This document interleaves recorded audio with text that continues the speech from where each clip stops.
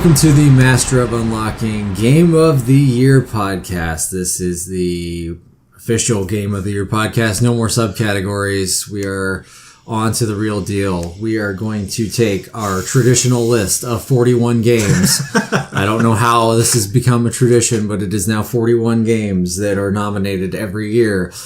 And we will get those down to 10. Well, 41's a nice round It's a nice round number, of course. We will get those 41 down to 10. Then we will order those 10 from 1 to 10. Well, 10 to 2. Then we'll pick our game of the year. I don't know, however we want to call it. Whatever. But we will get those narrowed down. We will not be ordering the other 31 games. No, they will not. No, we're not going to order all 41. We are going to go around. We are going to eliminate those games and go from there. Quick introductions. I'm Logan. I am annoying. God, this is weird. What? I don't know where that just came from. To my left, Jason. I don't know why that came out of my mouth. I'm Jason, and I'm confused. I was speechless. I'm now Senua. Logan's having trouble. I think Logan needs to be reset. Hold on, let me restart the Logan. Yep. Okay. All right. I've reset the Logan. Yep. All right. Spoilers ahead. What startup noise does Logan have? Oh, I don't know. Oh, God. Something depressing. It's kind something of not exciting. I was thinking like the PS2, like the wall. Yeah, it's not like that. It's or the Konami one. It's not that. It's probably just like a poop sound, like a wet fart. It's probably just a poop sound. You're probably right. I'm annoying. Oh, hey, and I'm Caleb. Oh, Caleb. He's over there too. Yeah. And I am very excited. I am too. I've been looking forward to this for a long time. We ran in the house this morning. We were like, Happy Goaty Day. Yeah. Yep. So we've been looking forward to this for a long time. We've carved out plenty of time in our personal lives to play a lot of these games. And even games we didn't want to play. Not something we do... I don't know. This isn't exactly something we do professionally. We are a small channel. And we play games because we like them and we really like talking about them, so why not record these discussions? Mm-hmm. Yep, exactly. Thank you for listening, whoever's out there. So, we are going to go ahead and rattle off our top 41 games, and from there we will go clockwise, starting with Jason, and start eliminating those games down to 10. At that point, we'll discuss why that game should be why it should be removed, why it made the list, kind of, but why we think it won't be our top 10. All right, these nominations are greater than sign observer underscore. That's the official way it's stylized. Okay, that's why it is. Yeah, we were just listing them alphabetically, so that is why it is number one. Excuse me, we just ate lunch, so this is going to be a problem. Bad idea. Assassin's Creed you're so Origins. annoying. I know. This is how it's going to be. Assassin's Creed Origins, Call of Duty WW2. Cuphead, Danganronpa, did I say that right? Sure. Danganronpa, V3, Killing Harmony, Destiny 2, Dream Daddy, Doki Doki Literature Club, Fortnite Battle Royale, Golf Story, Hellblade, Senua's Sacrifice, Horizon Zero Dawn, HQ, Injustice 2, Life is Strange Before the Storm, Little Nightmares, Madden 18, Mario plus Rabbids Kingdom Battle, Mass Effect Andromeda, Middle-earth Shadow of War, Nier Automata, Night in the Woods, Persona 5, PlayerUnknown's Battlegrounds, Pyre, Resident Evil 7 Biohazard, Rime, Robo Recall, Shin Megami Tensei Synchronicity Prologue, Sonic Mania, South Park The Fractured Butthole, Star Wars Battlefront 2, Super Mario Odyssey, Tacoma, Tekken 7, The Legend of Zelda Breath of the Wild, Uncharted Lost Legacy, Universal Paperclips, What Remains of Edith Finch, Wolfenstein 2 The New Colossus, and Yooka-Laylee. Take a breath, Logan. Not every game that we played this year, but the ones that we felt like had not necessarily a legitimate shot at the top 10, but were good enough to mention. Okay, right? And just also worth mentioning, as we went through all this list, we have a thing of who all played what. Caleb has finished every game on this list that is allowed to be finished. which that means is like Fortnite HQ and Battlegrounds. And Battlegrounds are not games that are finishable, so those are not able to be finished. I don't even know if we tried to do a percentage real quick of how many Jason finished first, and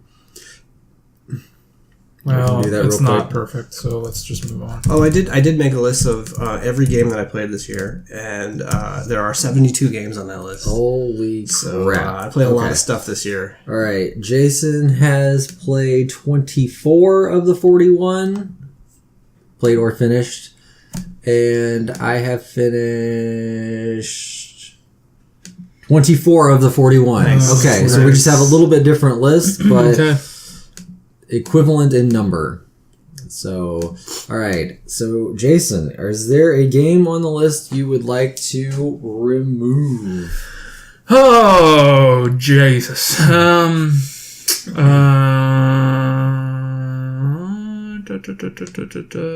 I would say that, man, these are all real good games, huh? That's the point of this, right? That's supposed to be the point. Oh, God. There's a few obvious ones on here, I think. I can do. we can start with. I can do one, I guess. I don't want to though. This is hard, guys. These are all really Jason, we're good. at 41. You can't start saying it's hard now. It is. It was a really good year. It was a great year in games, Hey, that's and, for sure. and if you want to be entertained, stay tuned because things will get savage. I'm sure. I'm not saying hot takes and we're gonna yell at each Logan is other. a dumb person because he likes certain games. I mean, Right. So that is the way it goes. annoying that he loves trivia so much. Now, it's gonna be. It's a good year. It's like it's not.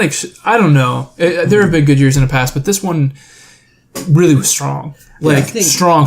We're in the middle of console life cycle, so we should be. This is where we should be, and this is a good thing. The weird part about this year, as opposed to other years, I feel like, is that there's a lot of games that they fall into like two camps. They either did something like incredibly unique and new and interesting or important to the industry, and then there's a bunch of games that are just like refinements on previous games, but they did that refinement extremely well. Mm-hmm. So like finding the balance in there is going to be kind of interesting, Mm-hmm. I think.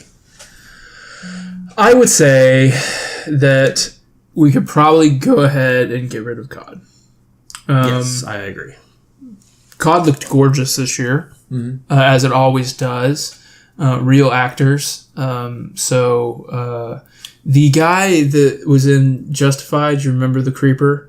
There's a lot of creepy guys in Justice. He was in the last season. the mustache guy. Yeah, he's a U.S. soldier in this, and he's great. He plays a Jewish soldier who gets captured, and so the Nazis are trying to put the Jews to work. They're in a camp, and there's a bit of an unsettling thing where, a scene where they're trying to identify if the American soldiers or any of them are Jewish, and so, he doesn't announce himself as Jewish, but he says something that I think he says, "We're all the same, you piece of shit," or something like that, which then gets him drug off. But like, I think that was a really nice story moment. There's also the lieutenant in charge of their group dies.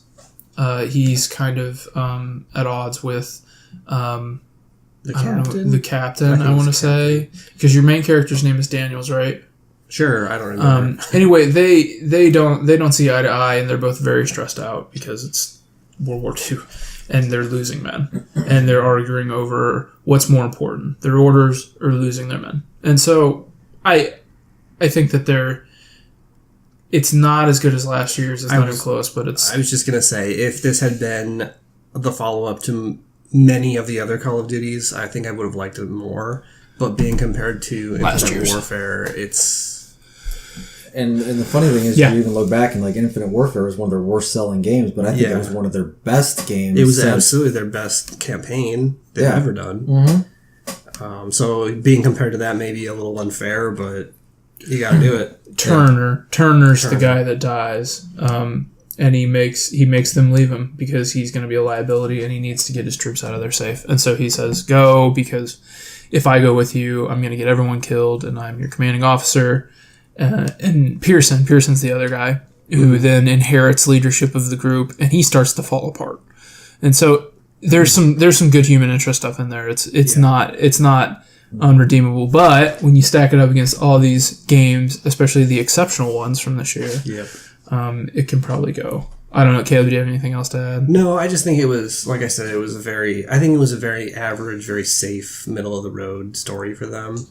And that's not what I wanted. I wanted them to continue to build on their single player stuff. And it is boilerplate it kind of regressed for me. So it's good, and I really like the mission in the middle where you there's no gunplay at all. You're just you're just sneaking around and trying to get into one part of the office building and stuff like that, which is way different for them. So I'm glad they're at least branching out and trying to do different stuff.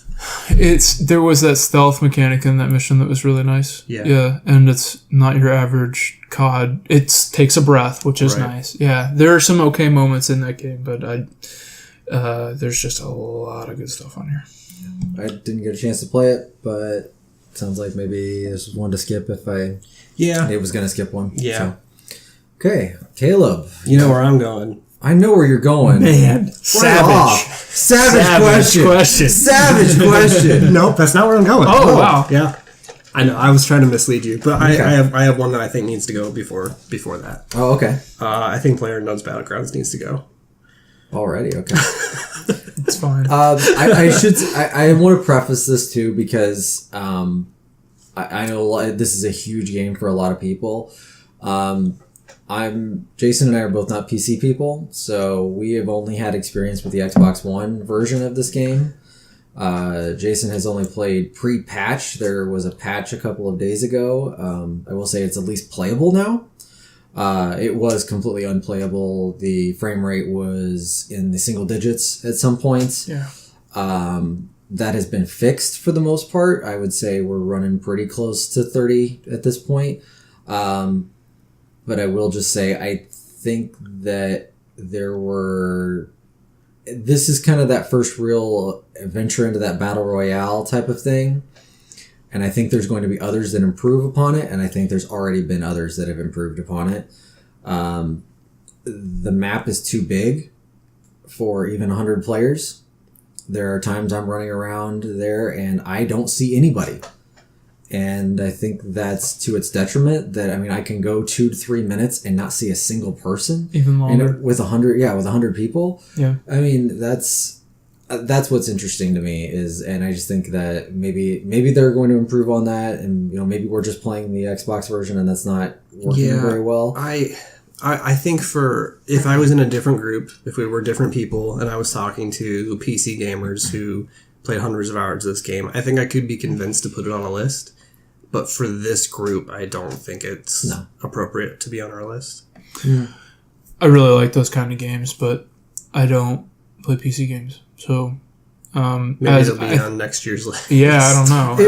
As final release, whatever. But as we look at this list, it pretty well covers a lot of the best games of the year, and I think we did a good job. But we do have a few blind spots. So I think it can go. Yeah.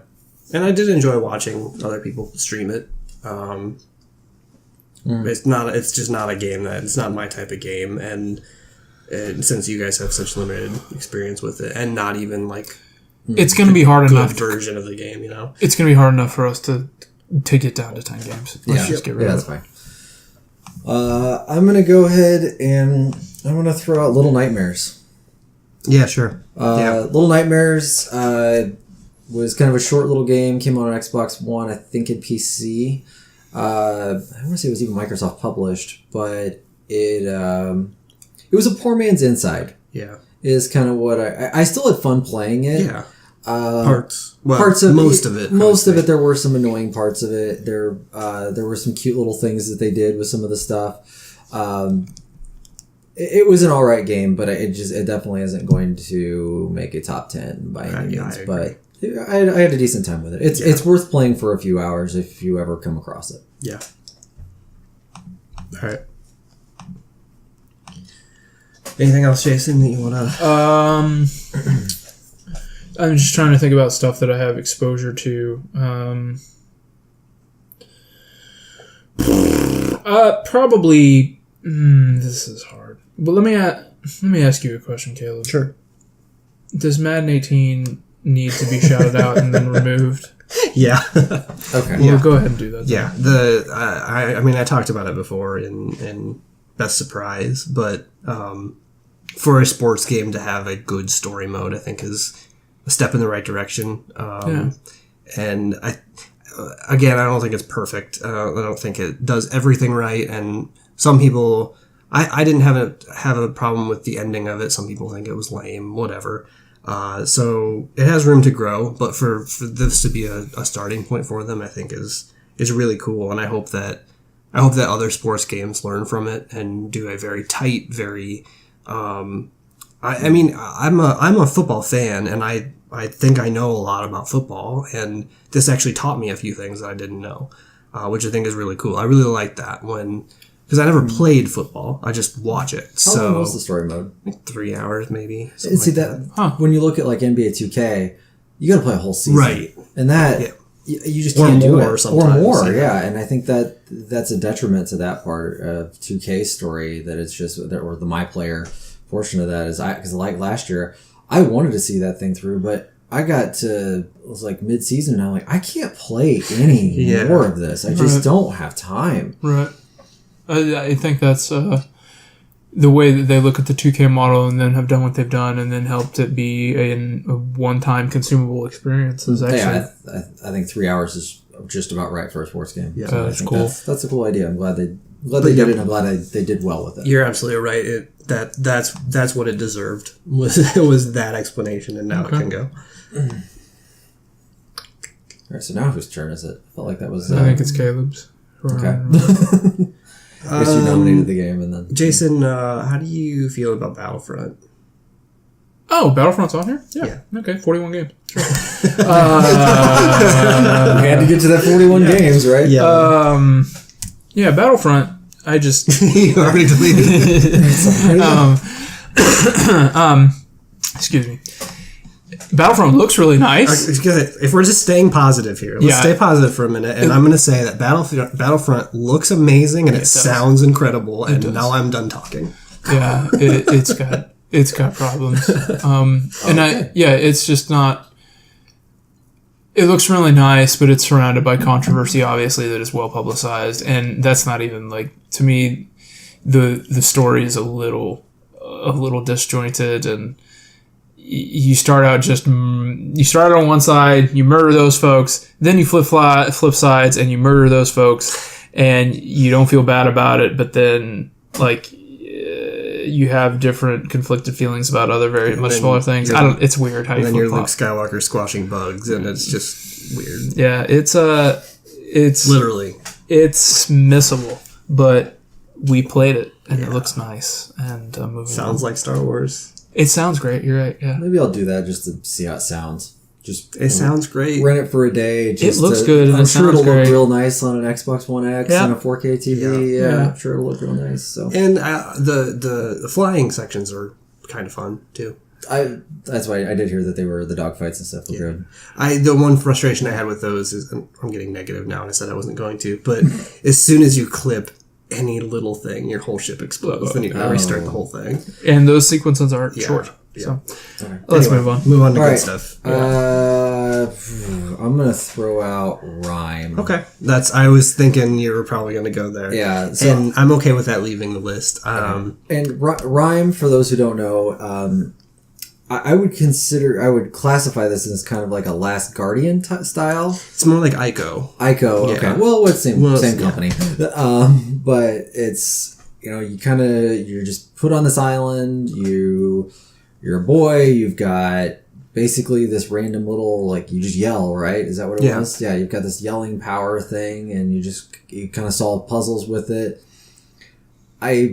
Honestly, I think I would have played a little bit more of it if I wasn't having so many problems with control and environment not responding well. Okay. I felt like for me, the game was it was like, here, I'm trying to climb this thing, and sometimes it would work and sometimes it wouldn't.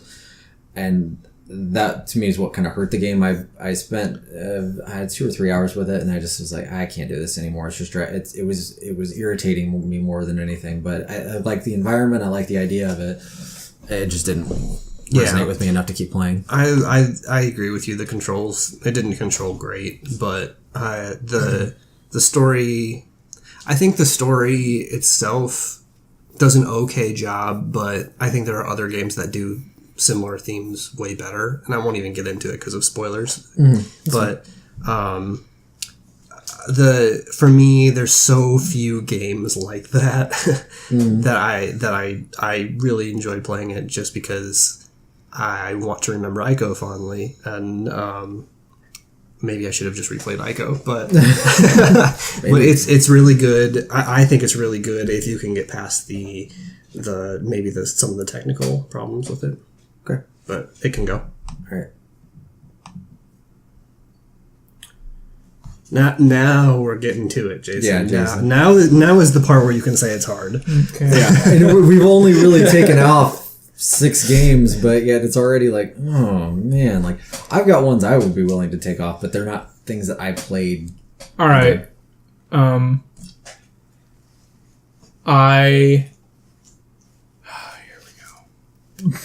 go. I think that we can take off Injustice 2. Yeah, I'm okay with that. It looks incredible. Talk about another incredible looking game. The way that NetherRealm handles their voice acting and their motion capture for their characters and the facial animations are really strong, especially if you go off of a game where lip sync isn't exactly the best, or some games that don't have quite the production value. Those NetherRealm games look really nice. I think the story mode was fun. I liked other fighting game story modes better this year, but I'm glad I played it. I'm glad people like that game. It seems to do well in the competitive scene, begrudgingly probably even better than Mortal Kombat, which I hate to say, but I must admit. The turtles are coming, which is really neat. Yeah, that's a random thing. Yeah, but yeah, it's not something that stuck with me very long. I played the story mode and I was done. Yeah, the story is fine. It's decent. One of the endings I thought was really cool, and the other one I thought was really bad. Yeah, I forgot there was 2 endings, they're to do what they do with Superman with the bad ending especially is pretty. I thought the bad ending was way better than it's cool. It's cool. You're like, what? This guy, he's not good at all. Yeah. Oh no! I as someone who doesn't like Superman, I was really glad to see them go that direction, because for me, Superman was always just this, like, he's just too good at everything. He's lame. And it's like, oh, now he has a personality. He has a reason for things. He has character flaws. Yeah. Like, that's what makes most superheroes better, is when they have a character flaw, and he never had one. And that's what made this story really good. The other thing I thought was interesting was when they made you play as the different characters, a lot of the lesser known characters were some of the better characters to play, like Blue Beetle, like Green Arrow. I thought was really fun to play. Like, but they're not the top tier DC characters, and I thought they were, for me, one of my favorite ones to play. What, you're not looking forward to the Blue Beetle movie coming out? No, I don't even think there is one. Like Gorilla Grodd. Oh yeah, yeah. I mean, he's got a Netflix show coming. Oh yeah, that's right. Yeah. He's probably going to be on the CW.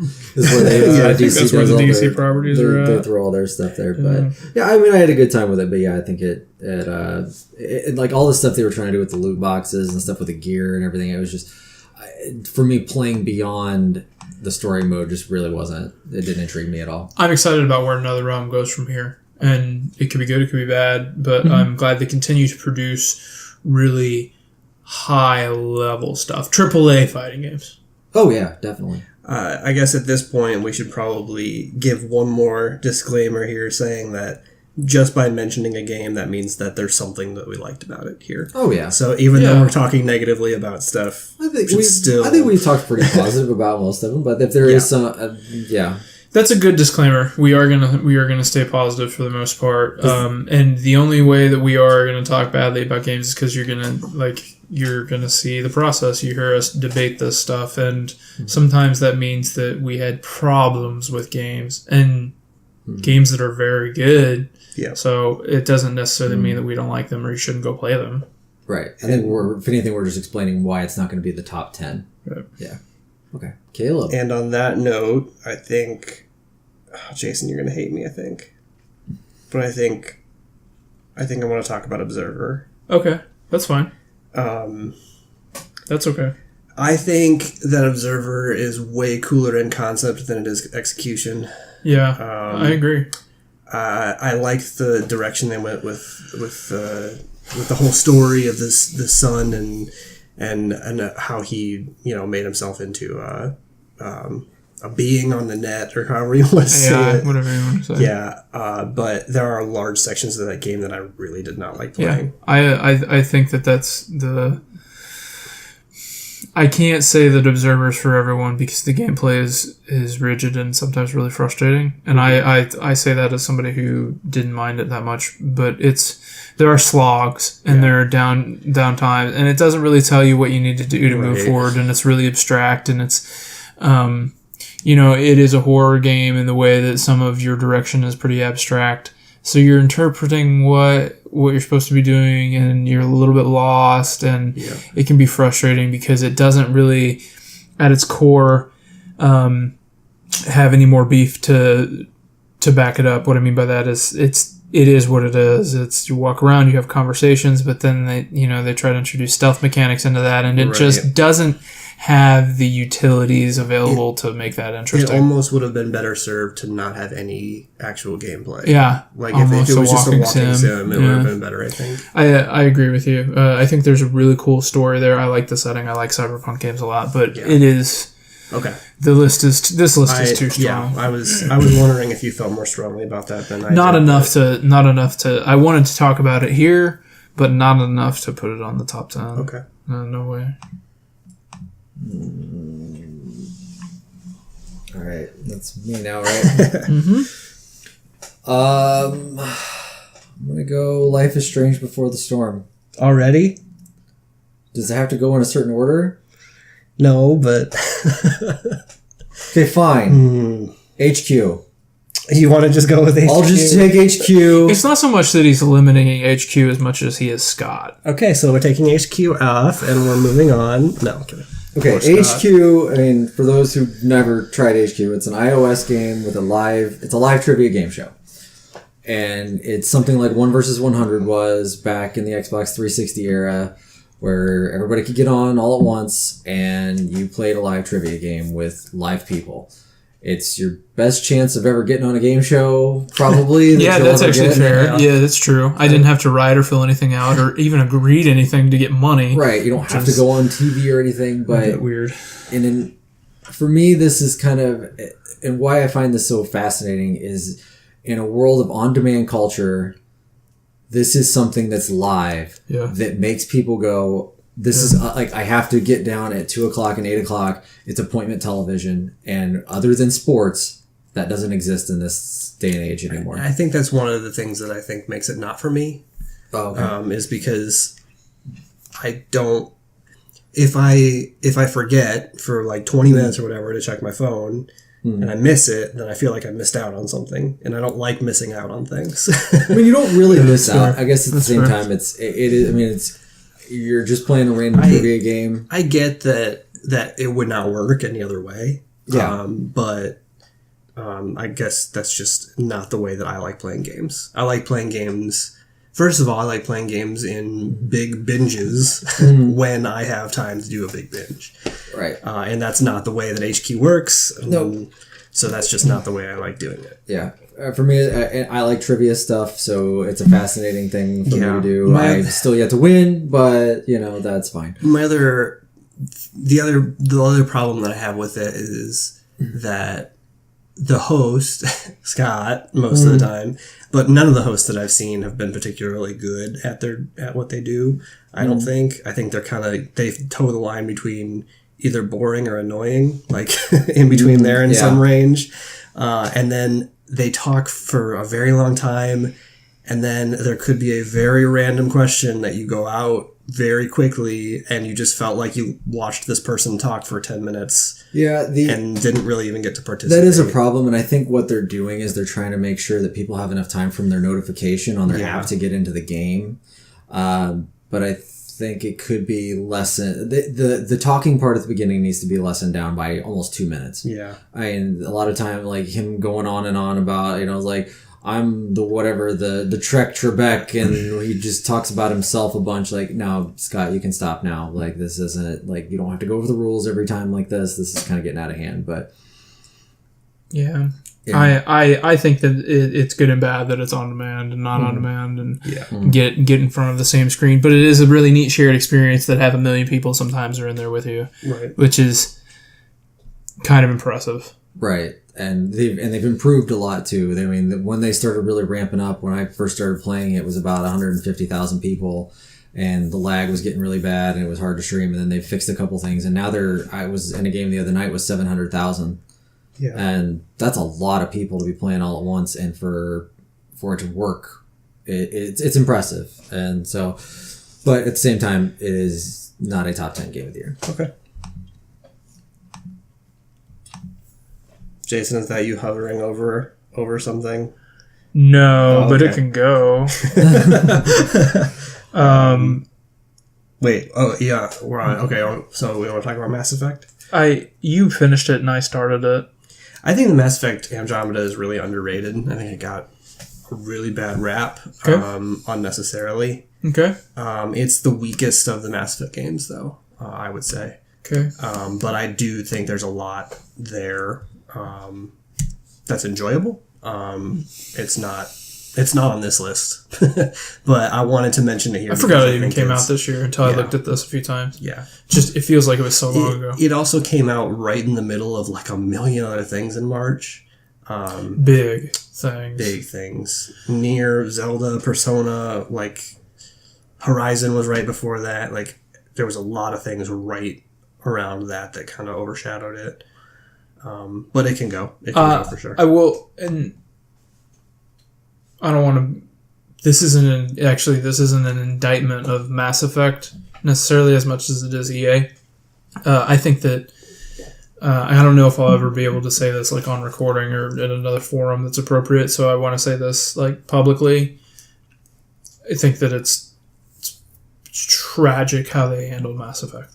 Yeah, I think Mass Effect was a golden goose of the original 360 era because it was a PC 360 exclusive and made its way to the PS3, but it was a golden goose, and for whatever reason it wasn't ready, and I think they should have just, I don't know, EA's in a weird place right now, and I wish that there weren't business reasons why that game is criticized as much as it is, and I feel like it's those business reasons. That's why to me, as much as I like the original trilogy, it's not BioShock 2 is a bad example. I'm trying to think of a series that I've really enjoyed, and then they've badly butchered, and I mean by they like Gears. developer / publisher. No, but this is Mass Effect. This is beyond that. No, yeah, it's not. I'm trying to think of another example. Like Gears 4 is passable. In fact, the multiplayer in Gears 4 is great, but I can't think of another example where you've had something that deserved to be handled with tender love and care and was just shoved out the door unceremoniously. Like it breaks my heart to see it. Yeah, that's all. I think that a lot of the issues that people had are technical issues, and if it would have had more time to bake, like you said, then maybe it would have gotten a better reputation. That's why I don't hold Mass Effect accountable for that. I hold EA accountable for that. The story itself in the game is good. It could have. I mean, there could have been some changes to make it better. But I think the story is there. I think the characters are well developed for the most part. There's a few that are just kind of half baked in there. And I think just because I think it might be one of those internet culture things where it got a bunch of bad publicity at the front end, and then everyone just immediately jumped on the hate bandwagon, and I don't think it deserved that. But I think it deserves to be exactly what we're talking about. Like, we're talking about it in the context of good games that came out this year. but we shouldn't be talking about it as context of top 10 games of the year. Yeah. So we've done it. That's where it is. See you later, Mass Effect. Bye, Mass Effect. Is that back around to me? I think so. Yeah, Okay, I'm going to throw one out here.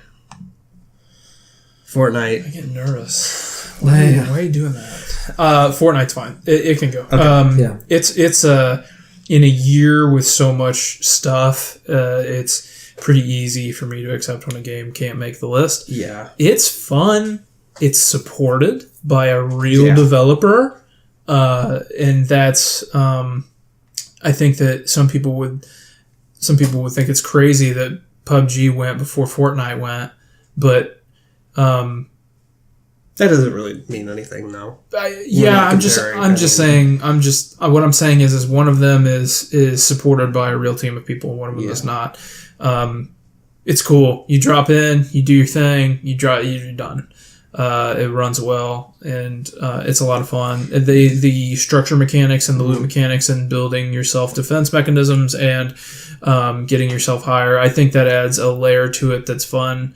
It's definitely not as tight as PUBG is, and the controls are a little sluggish, and it's not, you can tell it's a shooter bolted onto a different kind of game.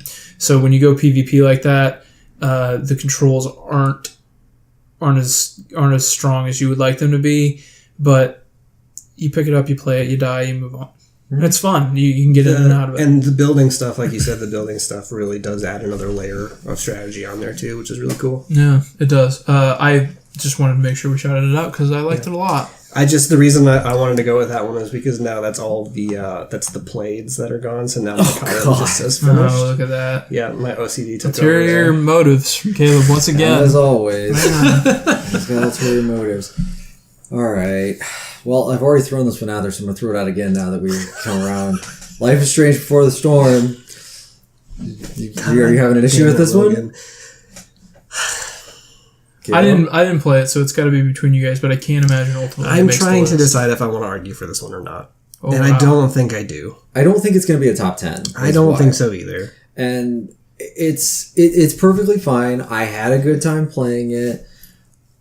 I think it's got problems for sure. I don't know what I would have done differently in it though.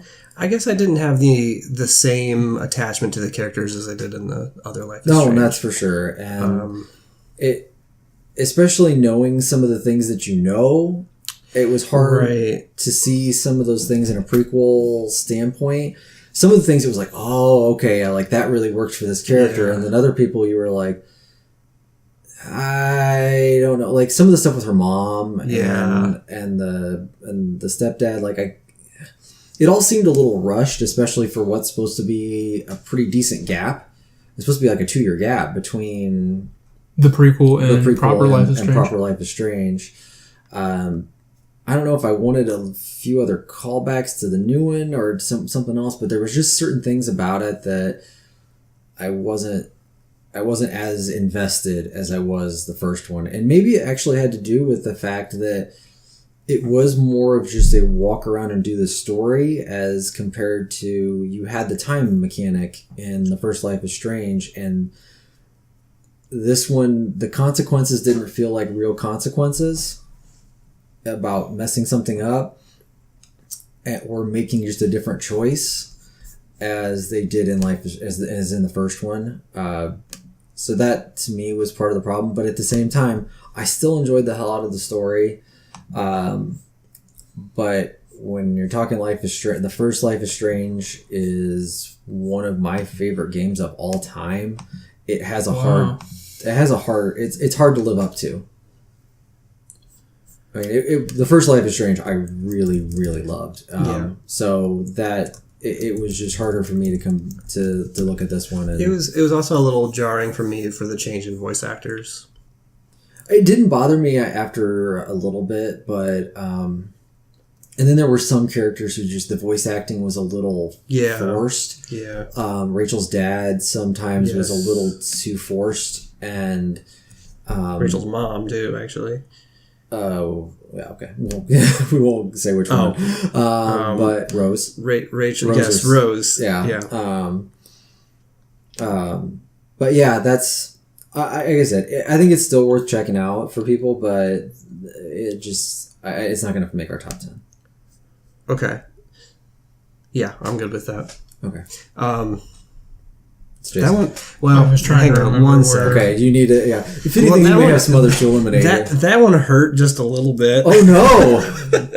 To take off the list. That's the first one where I've been like, oh, man, I really don't want to. We're getting to that point. I have a proposal. Mm-hmm. Can we flip this on its head and nominate stuff to lock for a minute? Okay. Now that we've dealt with loss, now we have to deal with. Yeah, let's. I mean, I think We're there's down to 30. Oh, 29 actually. I was trying to see, just because you guys had me really interested, where Life is Strange was on our collective list last year, and I don't think it was. It wasn't last year. It was 2 years ago. It was 2 years ago. 2 years ago, and we Gosh, why did I really? It was 2 years ago. I'd forgotten we that. didn't I make thought a it was collective list last year. Yeah, we didn't. Or It the was- year before that. The year before that, it was my number 2. Okay. Metal Gear Solid 5 was my number 1. It was on my top 10 too. I just can't I don't know if remember it was on Where yours. it was on mine. I think it was like 5 or 6 or something. It's somewhere on there, mine too. Maybe like 5 through 10 somewhere. So yeah, I just to have you come to grips with like how much you liked Life is Strange, and then having the prequel kind of fall short. Sorry, I just kind of was wrapping my head around your conversation because I didn't play it. So I was just trying to evaluate, trying to understand where you guys were coming from on that. Okay, so you want to start locking stuff, Caleb? Yeah, unless you have something else that you really feel like needs to I go. can. I mean, still cut. I still think we can cut. You think you can cut stuff? But and I don't. If we come after something that you're really attached to, then Then because we'll I lock know it, that okay. like then if you want to make a Lock it compelling up a little argument bit to more. lock it, then we can lock it. Okay. Let's. You're right. There is a couple on here that I'm okay. What about? God, there's a lot of good stuff on here. What about it? What about Middle Earth? That can go, right? I can go. Yeah. Okay. Logan and I didn't play that. You played it. It's got problems. It's okay, right? The first 3 quarters of that game are good. Okay. The last quarter is not. Stick the landing next time. Yeah. It really does build on the previous Middle Earth in a lot of really cool ways. You kind of start out with all the abilities that you had in the first game, and it kind of builds from there, which I thought was really cool. A lot of games will find a reason to have you like lose your powers and you have to regain them or whatever. But this game just builds on it more and more. Okay. So Nemesis system is really the complex Nemesis and system is interesting. really right? cool. It's still really cool. But man, that game does not stick the landing at all. Okay. So yeah, you're right. We can go. Okay. Your call. Your call on the next one. How do you guys feel about Destiny? That was going to be my next one to call off. All right, I'll pick a different one. No, that's fine. I mean, I've got another one ready to go too. Then How do you guys feel about? Okay, I have one that we can take off. Okay. Actually, ukulele we can take off. All right. Okay. Neither of us played it, so It's so weird that we've gone so long without these like third-person platformer action games, and in this year we got like 4 good ones. That's so weird to me that like we went so long without it. And ukulele is very good, I think. The camera had issues, and I think they might have patched that since I played, and I should have gone back and tried it out, but I think it's a really nice callback to the Banjo-Kazooie games, and I really enjoyed it. I 100%ed that game. Like, I really liked playing it. There were parts that I liked more than others, but it's got some issues too. The controls are kind of wonky at times, and I don't think it has the same charm as the Banjo games. The characters aren't. I mean, it's weird to say that Banjo and Kazooie are good characters, but compared to ukulele, they definitely are. Yeah. Okay. So yeah, that can go. okay. So yeah, you want to talk about Destiny? Yeah, I as Jason and I have been co-oping Destiny 2. We're a little over the halfway mark. But for me, I mean, look at my notes of what I put down about Destiny. Are you looking forward to playing the rest of it? I think I'll still play the rest of it. I mean, I look forward. Okay. I look Are you forward to playing the looking rest of it. forward to playing the rest? Yeah, I do. I look I forward- do. Yeah. But I think There was too much to catch up on for us to have this discussion. Right. But Yeah, and I think because we would have finished it if we were just trying to finish up a bunch of other things, so this way we got a little more variety. But we felt like since we were already decently far, like we can talk about this. But I mean, as I was thinking about this game, like it is the gold standard in shooters. I don't think there is a better shooter out there. Just in the way the guns feel, the way that just the way that everything moves around, it is above and beyond the best. It still struggles though in storytelling. I think it does a better job than Destiny 1. Yeah, absolutely. But either that or I just don't care. And I'm not sure if that's the case or not. But there's really not any real compelling thing that's out there for it. I don't think that I've heard anybody really talk about the story enough to be like it blew my hair back, and that's why I don't think I care enough to really, really, really pay attention, which is our fault. I mean, did you pay attention to the story when you? Not really. It's one of those things where I kind of lost it kind of halfway through, and then just never bothered to try dedicate the brain power to it and just shoot your way through. Right. And it's really fun to play. Like it's really fun to play. So it's a hard cut for me in the sense that when we're talking about sheer gameplay, playability, feel, I think there are many games on here that play much worse. I know that's not the only reason why we play games, but I can think of other games on here that have way sloppier feel and way sloppier controls.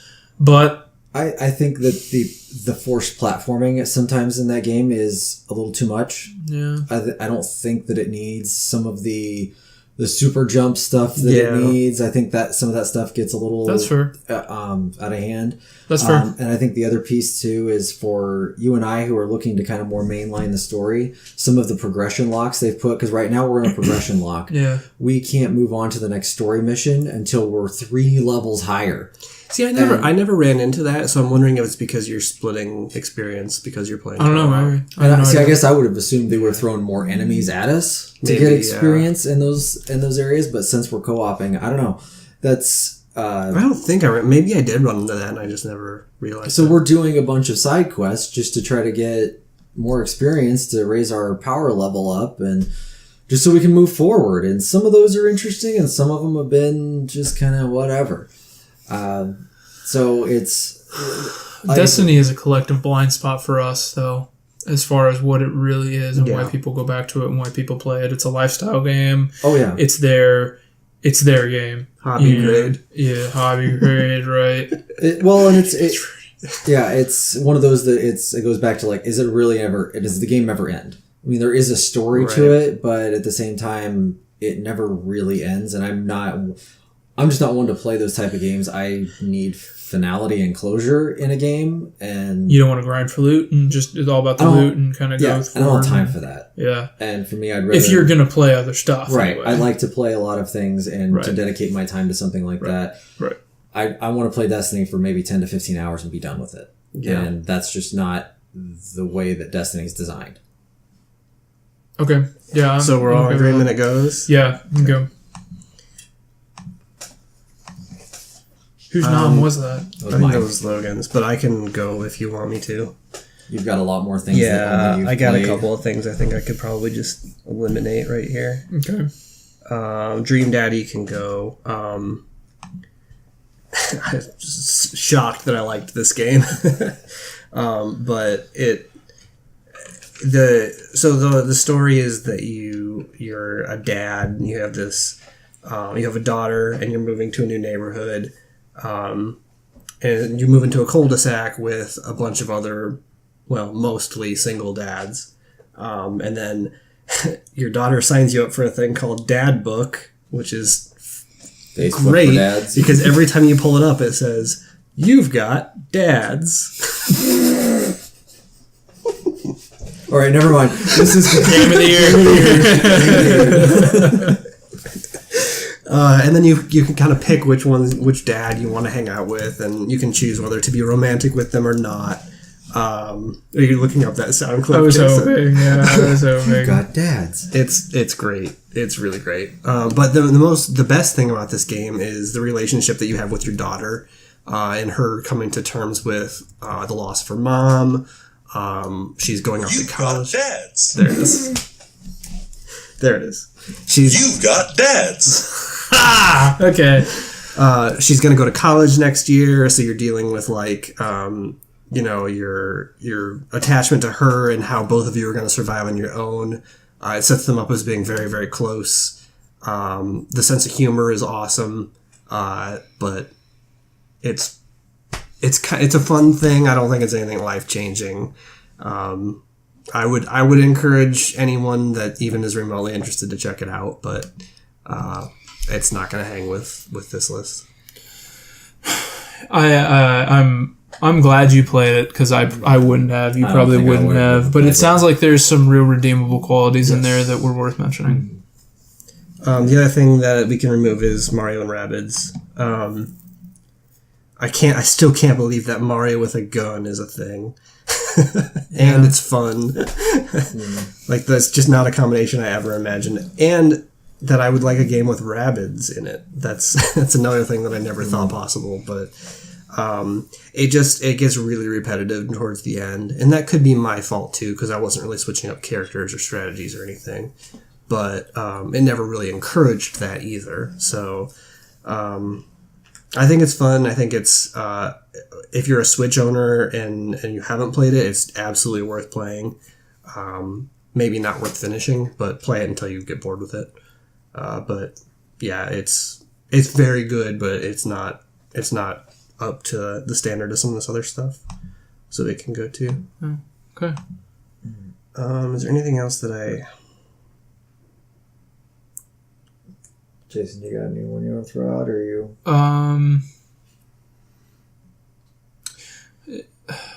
Maybe if we can get it down to 20, then we can... All right, Golf Story. Okay. Yeah. It just didn't grab Jason and I, and I don't think I gave it a fair chance, so I don't want to say it didn't grab me. I guess I'm just looking. But at the you rest of the played it games for a on this while. list. I gave it a decent shot. It just wasn't. I just never felt like the urge to keep playing it, and I know you, Caleb, you mentioned like it's something you definitely want to sit down and play in little bursts. Yeah. And I tried a couple of times of like, just sitting down for like 20 minutes and playing, and then it's like, okay, I forgot what I did last time, right. And now where do I go? Oh, now I'm talking to people that I've talked to already because I forgot what I did. And it's definitely not a very polished game. I think it's got a very good foundation, but as far as like quality of life stuff, it could really use a lot more polish to it. Like a better system and keep track of what quests you're doing. Yeah. It's also extremely buggy. I got locked out of the game. Oh, that's right. Yeah. My save got bugged for a good probably month while I waited for the patch. It really could have used more polish. One of the really cool things at the end of that game, I don't know, did you ever make it to the world map at all? Or you went to different golf courses? That's kind of where I ended up. So at the end of the game, you know how it's pretty, the world map it's pretty tight in on the camera. It pulls out on that world map and it's a map of Australia. Like that, I just thought that was really cool. Oh, we're Australia. Yeah. I remember looking at that, like, this is Australia. Like, is it? The language they use. Yeah, kind of let you know, like, well, I don't think I'm in North America. Yeah, but yeah, it can go. I think it's really cool. I want to see more games like that. More sports games with stories, I think, is a theme for me. Let's do it. Yeah, that's fair. But okay.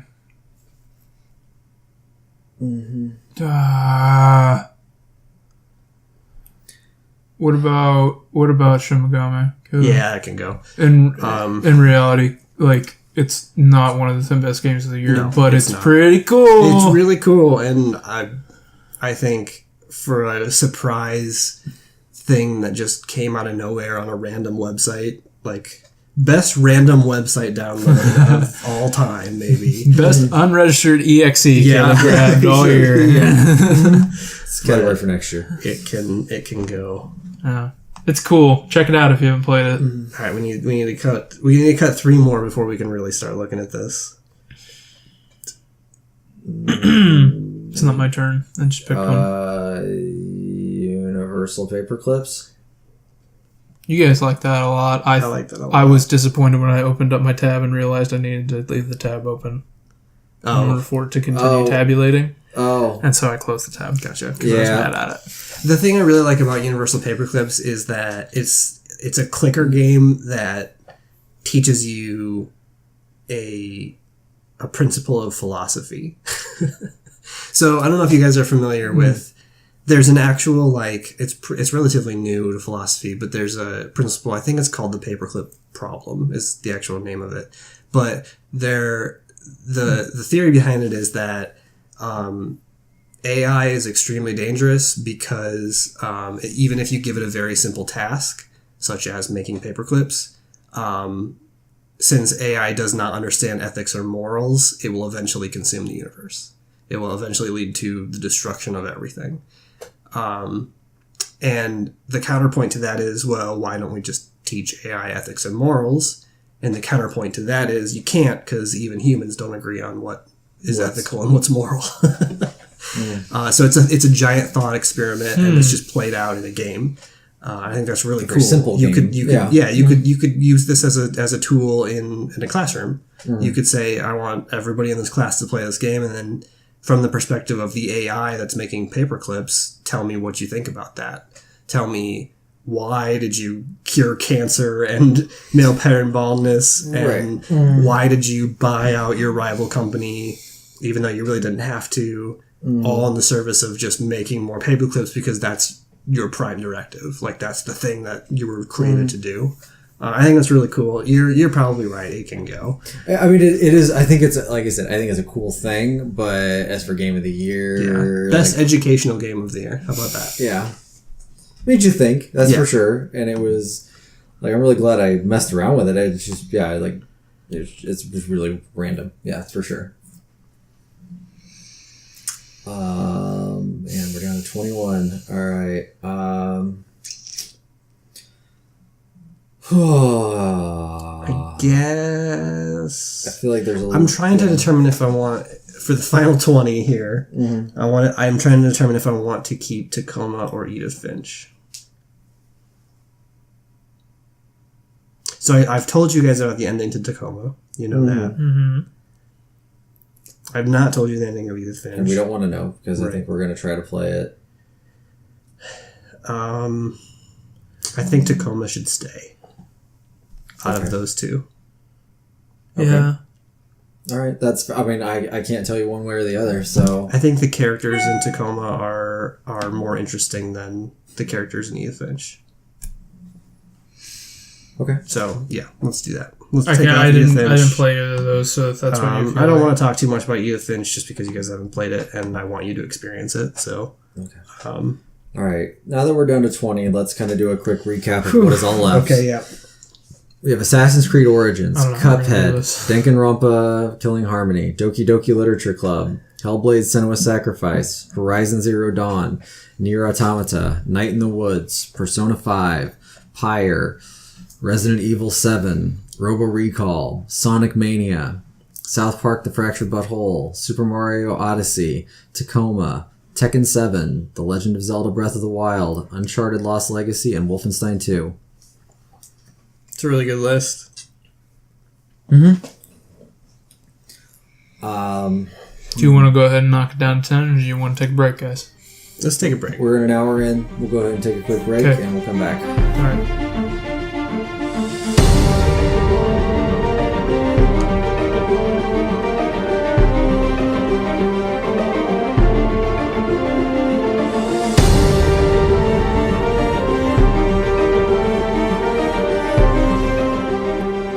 And we are back. We are relieved of bladders, and we are good to go. Sure. I waited until we started recording till I had to To the cough. cough. That's the way it goes. Yep. We have given Caleb the more comfortable chair in the room so that he can lose half of his games on the list. We are ready to go. God damn it. Fine. Okay. Pyre! No. Keep him Damn it! Keep annoying the shit out of me. Okay. Logan. Mm-hmm. Yes. Well, I want to make a trade. Okay, you want to make a trade? Okay, I'm not sure where this trade is going to come in, but let's hear the trade. I will cut a game if you will cut South Park. Okay. Which game are you willing to cut? Because I got to get the right game for my money here. This is a really good year. It's hard. Jason's just burying his head like, oh god, here we go. All right. Do I get to pick said game or throw something out there? I will throw out Pyre. No, not Pyre. God damn it! Oh man. How about that's the only game I know of that I know I didn't like. We can cut Night in the Woods. Okay. I'm not saying that as part of our trade. I'm just saying we should cut it. Okay. I mean, with South Park, I'm fine with that getting cut. I mean, I liked the game. I think the new kid's backstory with his parents was amazing. You can check on that with the best character discussion we had. I think the way that they did all the stuff with the superheroes was pretty good. I think actually the story could have been better in this one, but as compared to the first one, but it was just the first one came out first. And so that the style of game was already there and already done. Yeah. Which was something that was unexpected and really good for that series. But part of the thing that I really loved about the first game was exploring the town. Right. And in this game, obviously, it's the same town. Right. So it's not that same feel. That's where, but I think overall the story was better. The combat was better in this game. Because, there was just so many there was more outlandish things in the first one. But I think this one still holds up as a good game, but I think you're right. It is not a collective top 10. Yep. Okay. South Park. Okay. Gone. I'm gonna cut Night in the Woods. I really like the story up until the very end, which I think kind of falls on its face. It tries to wrap things up kind of too neatly, and I don't think it really works that well. But overall, I think it's a really interesting character take on someone that I really identify with. I didn't drop out of college, but as somebody that's come back to a very small town from college and seen the difference between the people that left for college and the people that stayed there, and interacting with people like that, it really resonated with me. It would resonate with us too, I think, if we check that out. But if we're talking about the best 10 games of the year, there are 10 other things on this list. Okay. Jason, you got anything you're feeling here? Yeah, I think it's my turn. I think Sonic Mania is awesome, but I don't know, push come to shove, if there's room for it.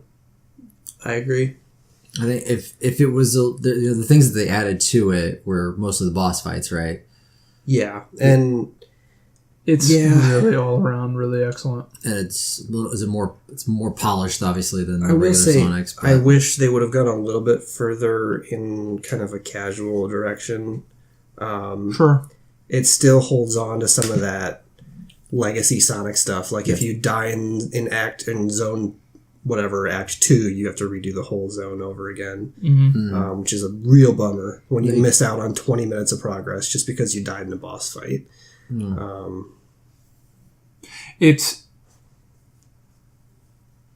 Sonic is part of the reason why I'm here, and to see it finally come back with the level of... It's kind of like the Mass Effect thing. Yeah. Like, they've treated this Golden Goose poorly for over a decade. Oh, yeah. And they had to finally pass it off to people that were more passionate about it and understood it more than they did. And with the backing of Sega and people that actually have done several passion projects, like it's nice to see. It's nice to see it come together, and it felt like, and it sounded like, and it looked like a proper 16-bit Sonic that ran nicer, obviously, but it's really good. It's really well put together, and it's for Sonic fans. Yeah, absolutely. Is that on the Switch? I think so. I don't know if it is or not. I think it is. It's either on it or it's coming. I just think that would be a fun game to have on the Switch. Yeah. Like, it's something that, I like to just pick up and take with you sometimes and things. And Yeah, it's on the Switch. oh, good. Okay. I think that might be something I pick up because it's not a retail release, but it's a absolutely download. I think that recommend might it. be something that I'll pick up because I think my daughter and my wife would both play it. And the It's soundtrack is really good, too. Yeah, it sounds great. It looks great.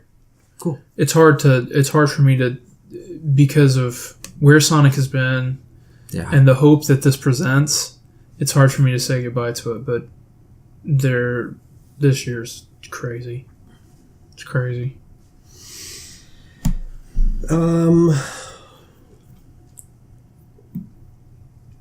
What? Should we talk about Robo Recall? How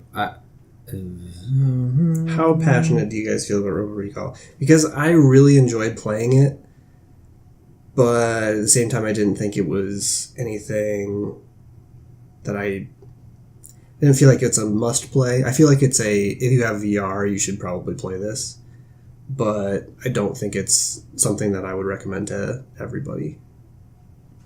I kind of disagree. I think that feeling, well, it didn't work 100%. I think that feeling of shooting all those robots and stuff and pulling the guns from your hips, pulling them from your shoulders, and seeing all of that stuff, just like, that was a feeling of something that I think even as kids that we always thought we were going to get and never were going to get see. And I felt like that was the first time that's ever really come to life for me.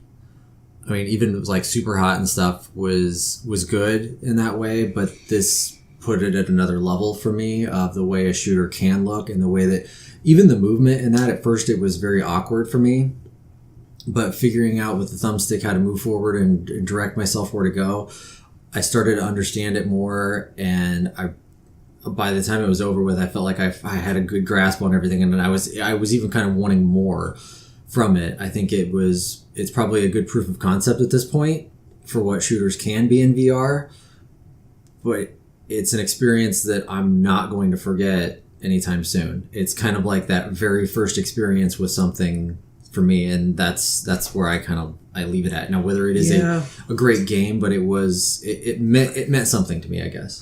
I wish it would have done something a little bit more narratively. The story stuff they did with it was... It's such a challenge with that kind of game. Yeah. It is challenging. I mean, a lot of first-person shooters struggle with that.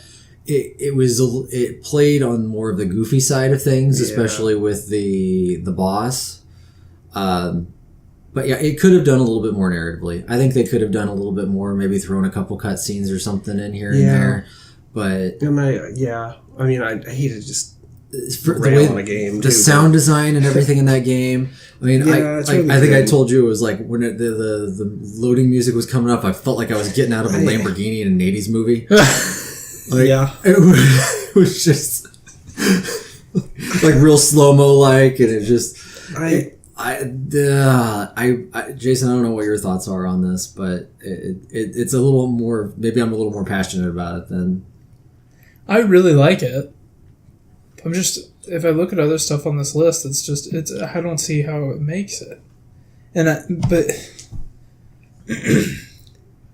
oh my god, look at all these games. Stuff's gotta go. Right, that's... But if it's collectively... had more than the... We all really like that one, Yeah, though. yeah. That's why it's hard. That's the hard thing. I wish that it would have had a little more variety in the boss fights. I think the same. true. They kind of repeated the same one 3 times. You figure out how to present a boss fight, make it really engaging. You get good feedback on it, and then they just kind of do it again.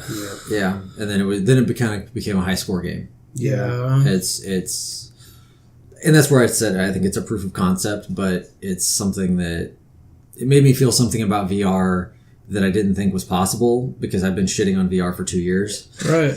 And this is the first time I felt like That's very true. I had Maybe something we should legitimate. leave it for right now, but I don't know. Hold on, guys. HQ's live. no. it's Okay. not. All right. No, it's fine. not, Caleb says. Don't worry, you got another 15 minutes before they fix their servers again. Oh Scott's got to talk for another 5 Yeah. after that, even so. Oh boy. I guess let's leave it for right now. It might still come off, but It might still come off, but Okay. I'm not ready to let it go yet. I'm seeing 2 things on here that I'm willing to let go. Okay. I can let go of Tacoma. As cool as it was, I can let go of Tacoma. Okay. And I already talked about it, so. All right. And then I'm also, as awesome as I think Doki Doki Literature Club is, I don't think it can make this list. What? Are you sure? You sure? And it's fine because you have more games on this list, which is going to be just an annual problem. There are other games on this list that only I've played that I feel more passionate about, and I feel like at this point I have 3 games that only I've played, and that is 3 of 3. Okay. That game sounds awesome. It It's does free. sound- Are you going to right, play yeah. it? Because I think I'm going to play it too. Yeah. Okay. Well, leastwise, take it off the list, knowing that you've compelled us to play it. Good. Okay. Can I throw out Tekken 7? Caleb, you supported Heihachi more than I thought you would, so I appreciate that.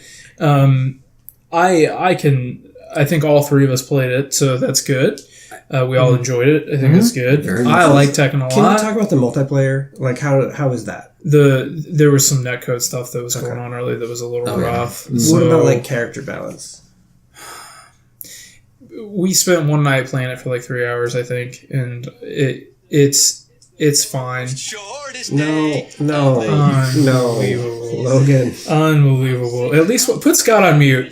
At least put Scott on mute. I think that I prefer it over Injustice. Like to the thing we talk about another game that was on here this year. There are no other fighting games on this list. I think that Tekken 7, it's like the treated with care thing once again. Namco continues to treat it with care and doesn't just put out some BS. There's long waits between Tekken games. It feels great. It feels like Tekken. It looks like Tekken. It sounds like Tekken. So I really enjoyed it. Having said all that, there's a lot of special games that came out this year. Yeah. And I don't want to...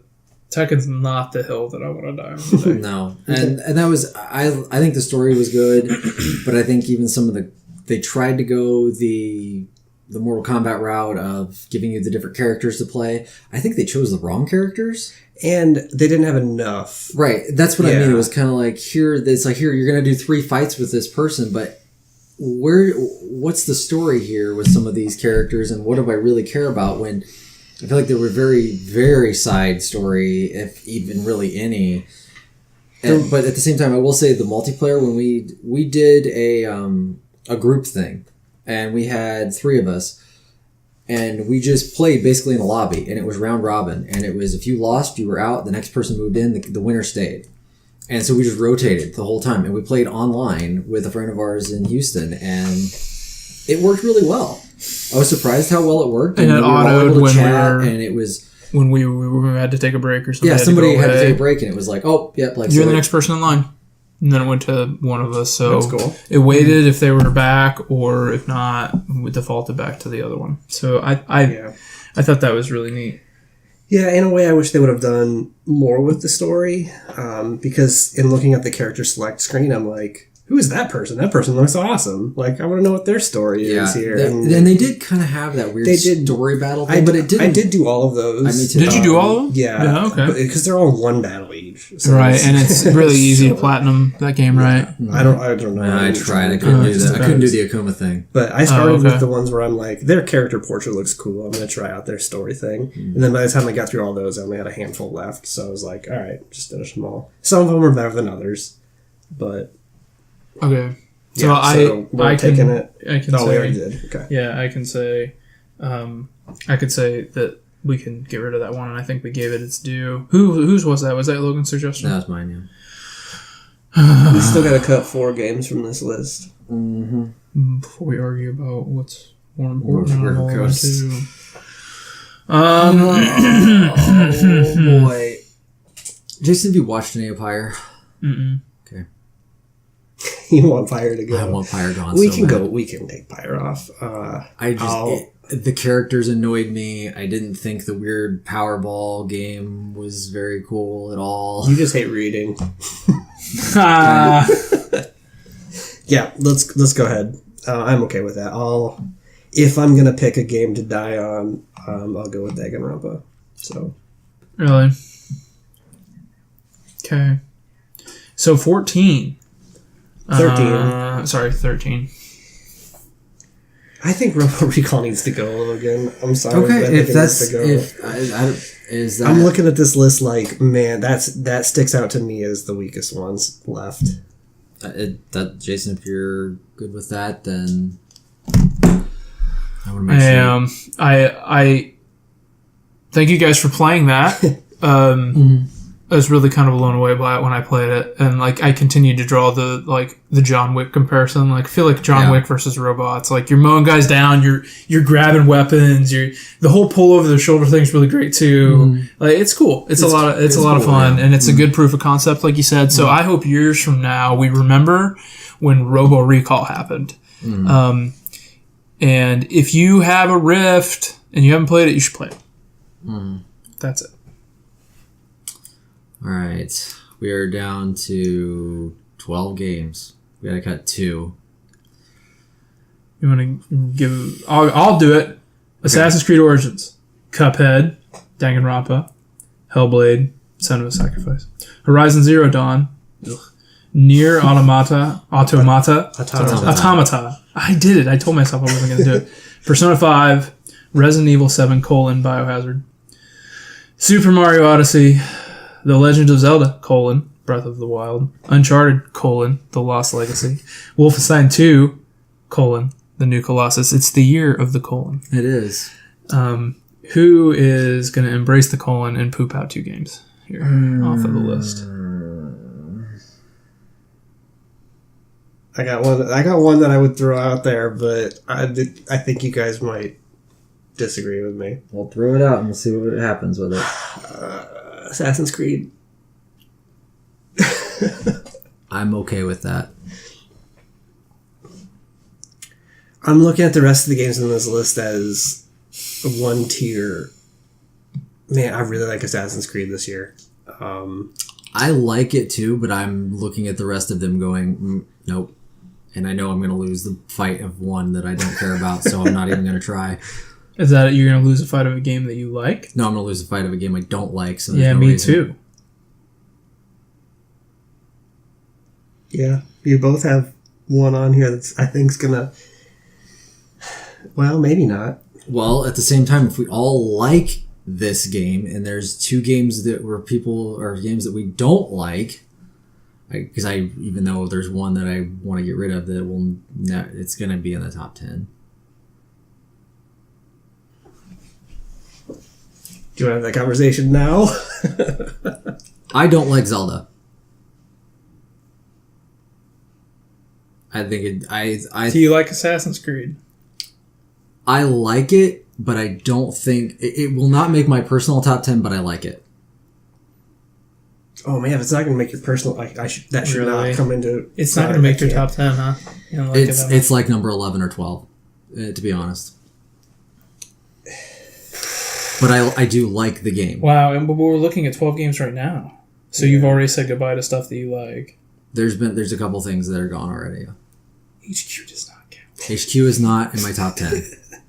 HQ is not even in my top 10. Are you already out? Did you lose already? Yeah, we were both playing. We were kind of half-assed. I lost too. Yeah, I think we lost on the Stupid same question about passports. That's one I lost it on. Anyway, so if I zoom out on this list, I see one game. I think one game. No, 2. Primarily 2.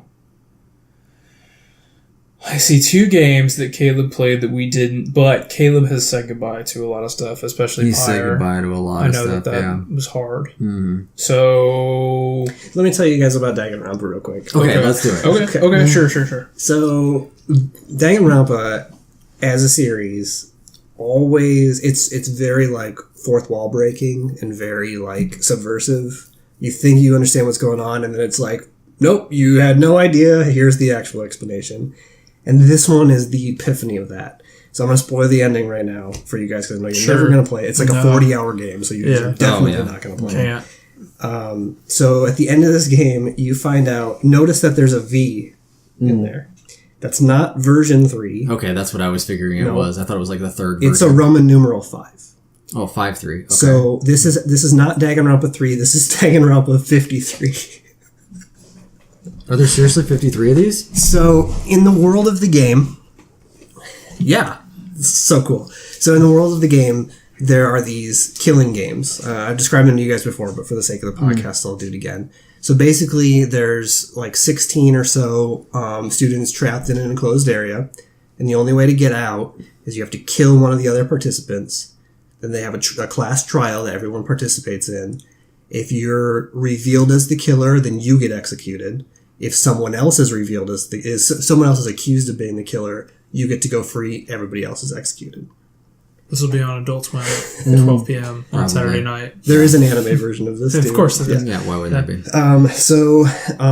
You're participating in this killing game. You get all the way through. There are 6 class trials that you get to. And at the very end, it's revealed that so in the first 2 games, Danganronpa 1 and 2, there's this whole thing about how there's one of the participants in the first game is the ultimate despair is what she's called, and she just wants to bring despair on the world. So she unleashes a virus that makes everyone crazy, pretty much. So the world is pretty much destroyed except for a small amount of people. The second one is all about but there is still hope left in the world. We're going to create this future foundation based on the people that survived this killing game. We're going to establish this new foundation. We're going to try to make the world a better place. And then it gets to the third one. The 6th case, you find out that none of that stuff actually happened. Every killing game is just a TV show that people all over the world love watching every year. They do a new killing game. And this is actually not the 3rd one, but the 53rd season of the TV show.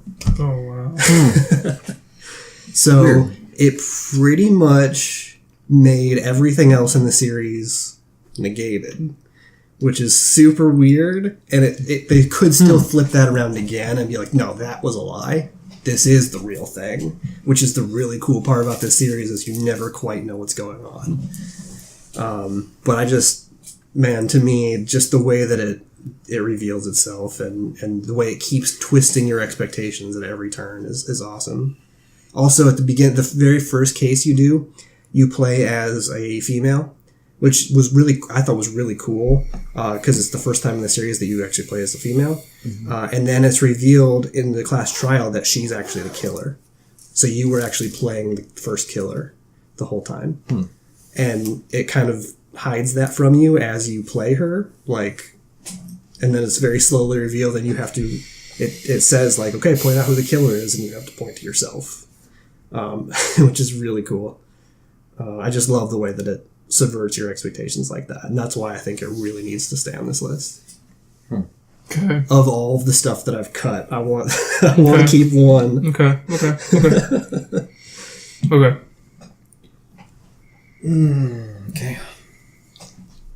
I personally, I know the 3 battles here we have are Assassin's Creed, Horizon, and Zelda. Right? Those are probably the ones that... Okay, did we all at least like Assassin's Creed portions? We were at least where we're at, because I don't know, Jason, I don't know where you're at. I'm 6 hours in. I really like it. I'm about 7 hours in. I just killed the snake. Yeah, actually, I'm there too. Okay. Yeah, I just killed the snake too. Okay, so... I really like that game a lot. I like it. I think... Yeah. I think I'm kind of in the same boat as you, Logan. I think I like it. I don't love it. Yeah, I like it. I don't love it. Am I going to finish it? Yeah, but I don't think I love it. Whereas the other 2 games I love. Well, Horizon I really like. I really like Horizon as well. It's semi-high on my personal list. All right, I know that there are things about Horizon that I detest. There are things about Zelda that Logan does not like either. With Horizon, where did you end up?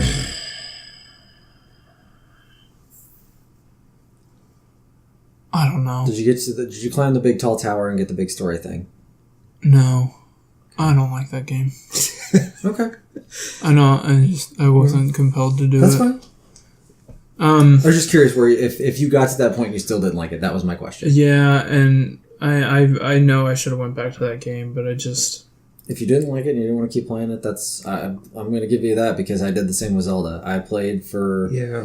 I played for a good enough time. For me, Zelda was...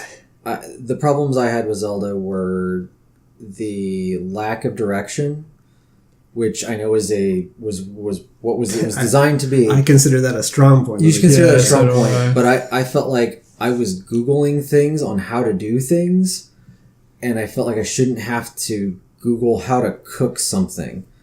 And because that was something you had to do to get in the cold area. And I did not like the menu management at all. The inventory management that's a really legit bothered me. complaint. I think that was... I think the thing that I love about Zelda in that regard is that it's so open and it doesn't tell you explicitly how to do anything on purpose because there are a lot of ways to do any individual thing in that game. It really encourages you to mess around and explore and even break the game in certain circumstances because you're like, I don't really want to do that the way traditionally I would do this. I wonder if there's a way around it. There always is in Zelda. There's always a way to circumvent stuff. There's a big section of the game that's like you have to sneak through this fortress, and I just kept getting caught over and over again. And I'm like, there's got to be an easier way to do this. And I finally found there's like a ladder that goes up, and then it goes into like kind of a cage looking thing, and you can climb on the sides of that cage. And I was like, I wonder if I can just climb around the edge of this cage and keep going around and then just go on the ceiling the entire way to the end of this and not have to deal with it. And sure enough, you can. Like, there's shrines. There's a shrine you get to where it's kind of like one of those, one of the handheld games where you tilt the little wood thing to go through the maze. That's shrines. And I did that so many times and was like, this is frustrating because I can't get it. The ball keeps falling off. Yeah. And then finally I was like, well, wait a minute. If I just tilt it a little bit, then the ball lands right at the end of the puzzle and I can just go over. Or I saw online there are people that even took it a step further. You can literally turn the whole thing upside down and then it's just a flat piece of wood and then you just guide it to the end. It not only does it allow you to do stuff like that, but it encourages you to do stuff like that.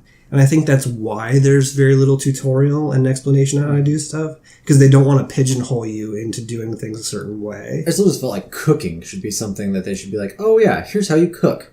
Yeah, I guess I never really cooked a whole lot, so I didn't. But it was, you get all these resources and it wants you to combine those things. Like if you cook an apple, you get more health out of it. Yeah. If you cook a chili pepper, you can go into the cold area. And those were the things that I felt like were things I wish they would have explained a little bit more. And then just, in the inventory thing was just a disaster. I think it was designed for the Wii U as a touchpad and not designed for the Switch. And this game has been in development since the Wii U and was supposed to just come out on the Wii U. So it makes sense. And it's just not for me, and the fact of the storytelling and the type of and that setting. It's absolutely just not something that's for me. It's a game that's meant to sit down with Zelda with a big chunk of time and lose yourself in it for however long. It's not really a game where you can pick up for an hour and try to make some progress. It's not that type of thing. So if that's the kind of game that you want, it's not going to be that. It's just not a game that's for me. And I mean, like I said, if you guys like it enough, then I'm not going to say, because from people who like it, they love it. So I'm not going to say no, it needs to go off the list completely because I think it's also a very important game because open world games, and we just talked about Horizon a little bit, but open world games like Horizon and Assassin's Creed and don't get me wrong, I really like both of those games, but they kind of have taken everything that's in an open world game for the past 5-10 years or whatever, and everything's kind of refined down to a point. Like they're very much, there are things that we take in an open world game, and like every open world game has to have this now, and every open world game has, especially with Assassin's Creed. You got the combat is basically straight from Dark Souls. The quest system is basically right from The Witcher. The skill tree is just like Far Cry. The loot is just like Destiny. Like it's taking some of these really good parts of other games and combining them into one. Whereas Zelda is like, you know what? Screw all that. We're going to make our own open world game. And for better or for worse, there are things that are good about that and bad, but at least I feel like at least it gives developers another direction to go in instead of refining the open world game that we get year after year. Okay. There, I said my spot. I said my stuff about Zelda. Okay. I guess we leave that one up to Jason. Are we doing Zelda now? Are we really doing Zelda now? Okay. So I agree with everything you both saying, which is weird. Because Zelda is, in this era of open world games, Zelda is a breath of fresh air. A breath of wild fresh air. That's the other thing. Why the hell is it called breath and not breadth? With a D? It could go either way. Isn't it your stamina meter, your breath meter? Maybe. I think that's what it is. Okay. They just... That meter is your breath. Oh, okay. I thought it was just called your stamina meter.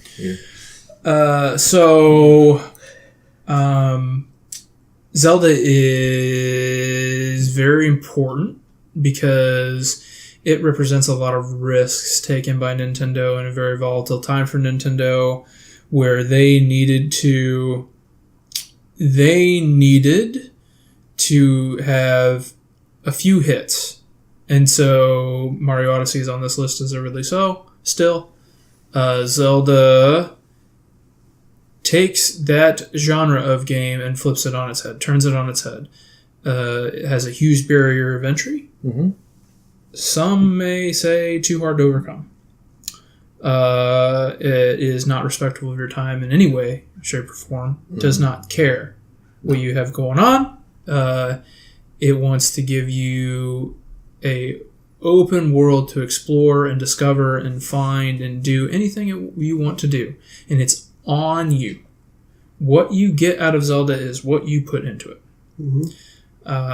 And so I played Zelda, and then I played Assassin's Creed back to back. Mm. And when I played Assassin's Creed, it was like stepping into a luxury automobile. Yeah. Because I was never confused once. I didn't need to Google anything. I felt like the story was compelling enough that I wanted to see it through. Mm-hmm. The quest structure, the loot, all those things, the refinements you're talking about, I really felt great about. So maybe that's why I feel the way I do about Assassin's Creed, because I feel like it's the pinnacle of these kind of games. Right.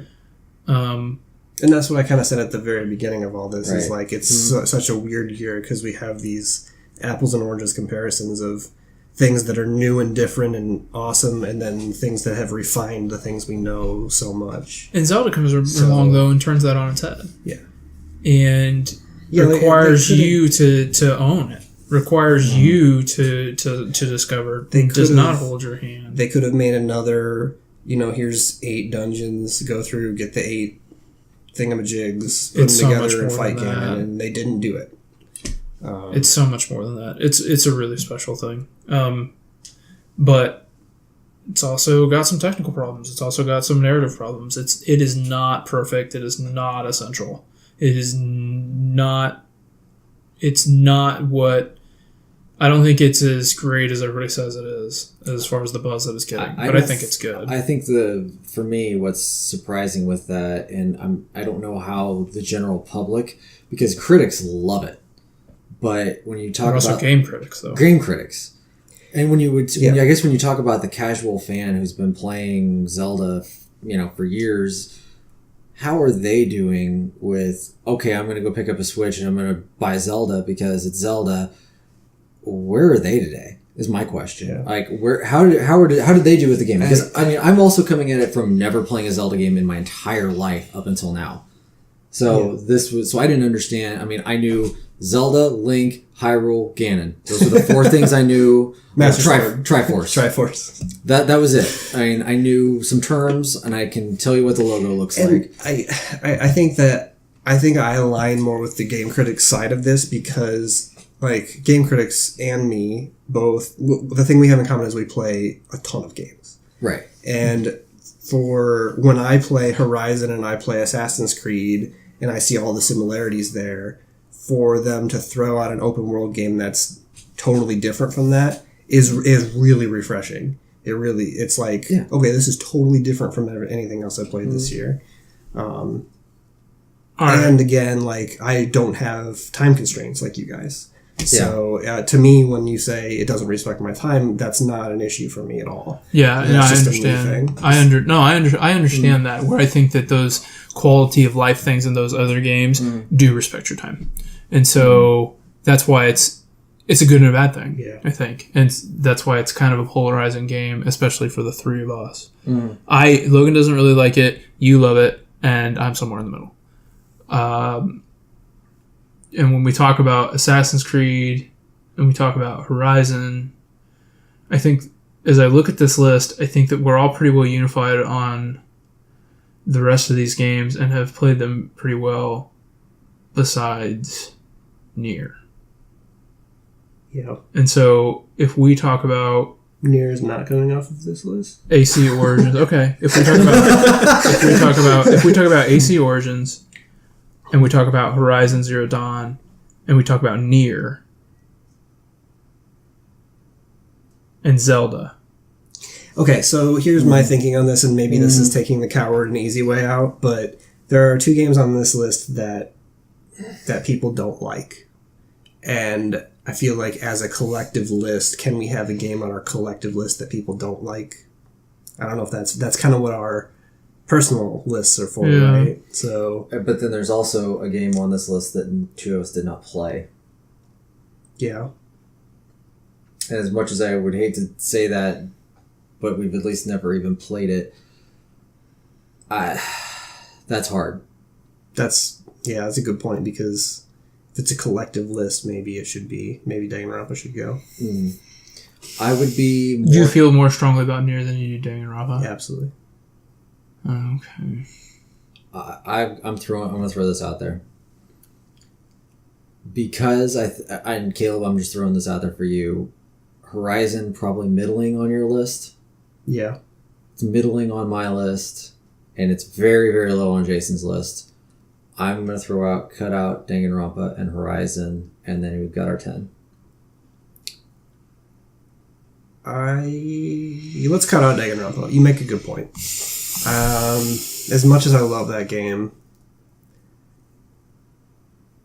I'm the only one that played it. Because you're so high on... You're very high on Zelda, right? What do you... I guess as you compare Danganronpa... I don't know how high it is on your list. Danganronpa, I would cut Assassin's Creed and I would cut Horizon before I cut Danganronpa. But not Zelda.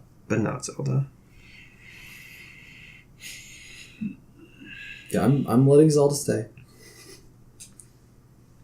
And like I'm saying, I'm okay cutting Zelda depending on Jason's feelings, because if there's a game on the list that somebody just really doesn't like,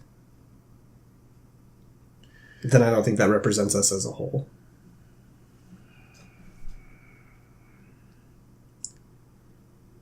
But it's also like... So you mean if Logan doesn't like Zelda, and you don't like Horizon, and I don't like Horizon, and you and I have no feelings on Danganronpa. Man, I like both of those games way better than I like Assassin's Creed. Yeah, I understand that. That's why I'm trying to parse this. For Assassin's Creed, it's just like I feel like that's the safe route. You know, like that's it's a very safe game. Yeah, I like it. It's a very safe game. There's nothing that it did that is astonishing me. There's nothing. I'm going to have fun with it. So do we pick something that we all kind of like, or do we pick something that one of us loves? Okay. That's AC can go. That's fine. I'm the holdout for it. I didn't know where like how much you loved it or anything at this point, and I don't. It's.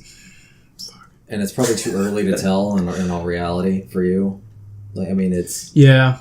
It is. I I really, what I played of it, I was like, it's like a warm blanket. Just, it's comfortable. Mm-hmm. But it's also really good and really refined and doesn't have like the problems that previous Assassin's And Creed games do. but I think so. there's something to be said for how well refined it is too. And that's why I will also say that the story kind of falls apart a little bit. At least it did for me. Okay. I believe you. I believe it will fall apart. I believe it's already not exactly great.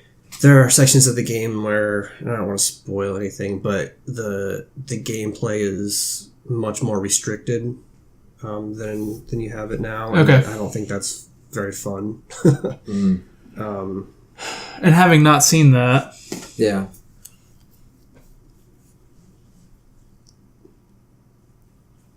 I probably played more Horizon than I did Assassin's Creed. You're probably about the same.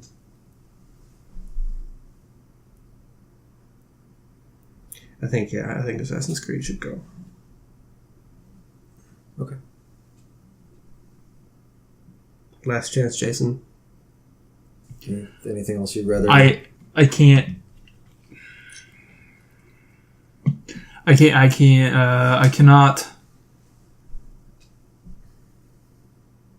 Yeah, unless it's Horizon, and unless it's Nier, and unless it's Zelda or Danganronpa, I can't argue against the rest of these compared to Assassin's Creed. Definitely not the rest of them. Yeah. And you guys feel too strongly one way or another about those, so... Alright. Take it off there. Get it over with. Take it off there. I think the only other one that we're kind of... Like, if we're going on the trend of middling games, I think maybe we should cut Horizon then. Since Jason didn't like it that much, I mean... Jason didn't like it. I like it quite a bit, but... I like it quite a bit, too. It's not something I would fight for. Would you fight for it over anything else? Over what? I mean, that's I guess the question. For me, games I would be willing to get rid of right now, I'm looking at Danganronpa because I didn't play it. Mm-hmm. Nier, I also didn't play it. I just watched the story of it. And Zelda. Those are the three for me that I would look at cutting first. And I feel very strongly about all three of those staying. But those are just the ones I would prefer over Horizon. But if it's the one that needs to be cut because you're less passionate about it and Jason has zero passion for it, then that's fine. Just know that the little three that I just rattled off, I'm going to want to put towards the bottom. Okay. So Horizon goes, and that's our 10? Hold on. Okay. Mm-hmm. How much do you like Horizon, Caleb? Like, you like these other things that you're passionate about on this list way more. Like, it's a huge gap between those and Horizon. Like, it's a large gap.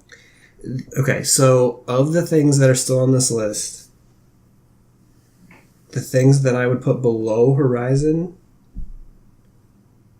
would be Uncharted and Wolfenstein. And maybe Cuphead.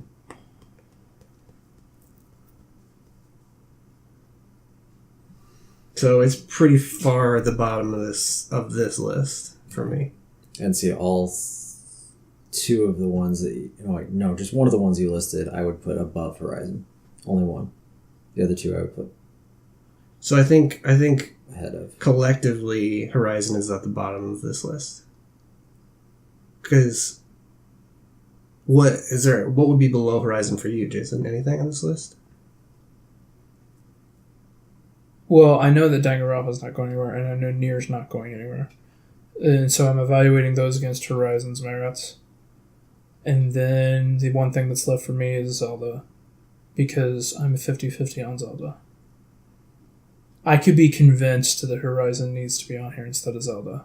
But I'm not going to do that. If that's not something that you can reasonably back, Caleb, being the one person that spent Right. a lifetime inside of Zelda, then that's Do you it. wanna do that? Then that's it. Because that was the only thing. That was the last best hope for Horizon for me. If Danganronpa and Nier are going to stay, then its last best hope for me to get cold was Zelda versus Horizon. And that's hard for you because you like one of those a lot and you hate one of those, and I don't like one and I'm okay lukewarm on the other. I think, like I said, if those, as long as those 3 games fall 10, 9, 8, I'm good. Oh, God. Yep. Oh, we're at that stage. All right, so let's cut Horizon and take a break. How's that? Okay. Because, yeah, I mean, Horizon gets cut, then, like, yeah, I'm looking at the rest of those games going, boy, yeah.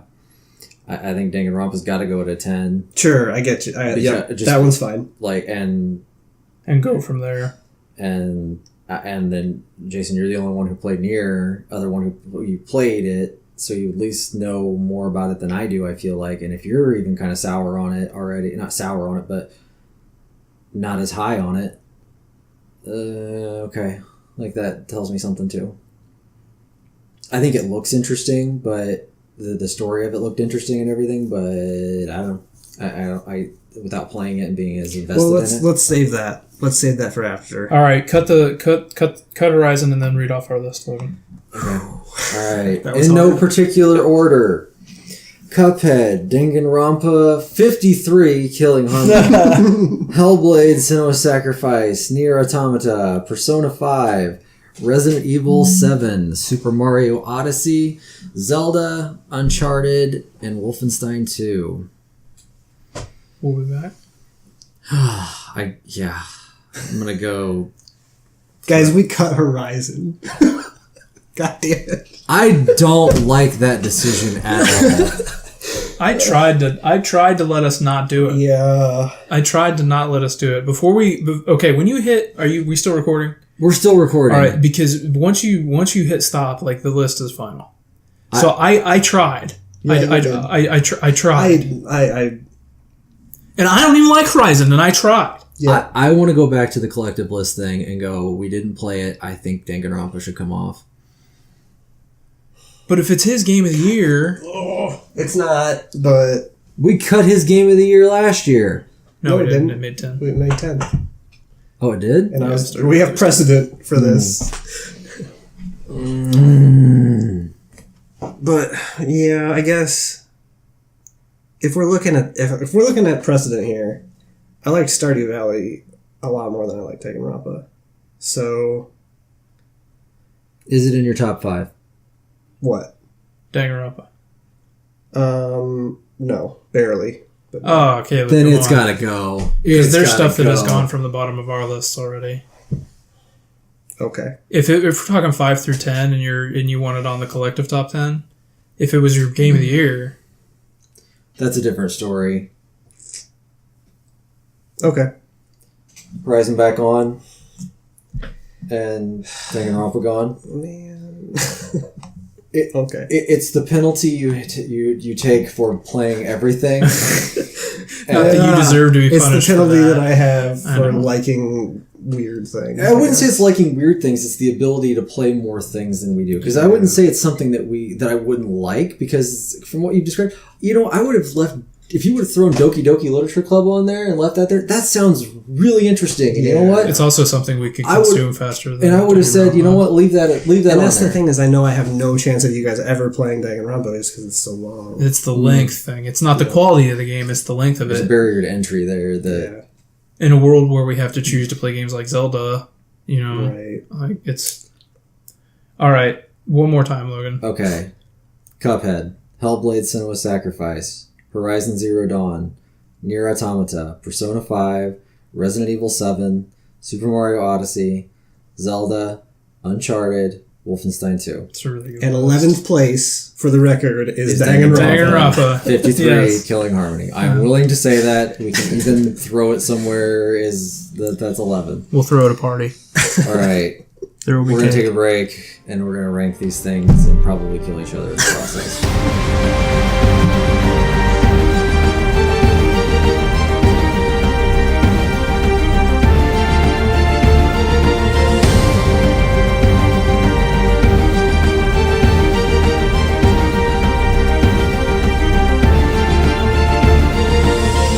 And we're back. Hi. Okay. Re-energized. Re-energized, ready to go. Shut up, Logan. You're wrong. I know. All right. So we are going to put these together from 10 to 1. Somehow. I don't know how, but we're going to pull it off.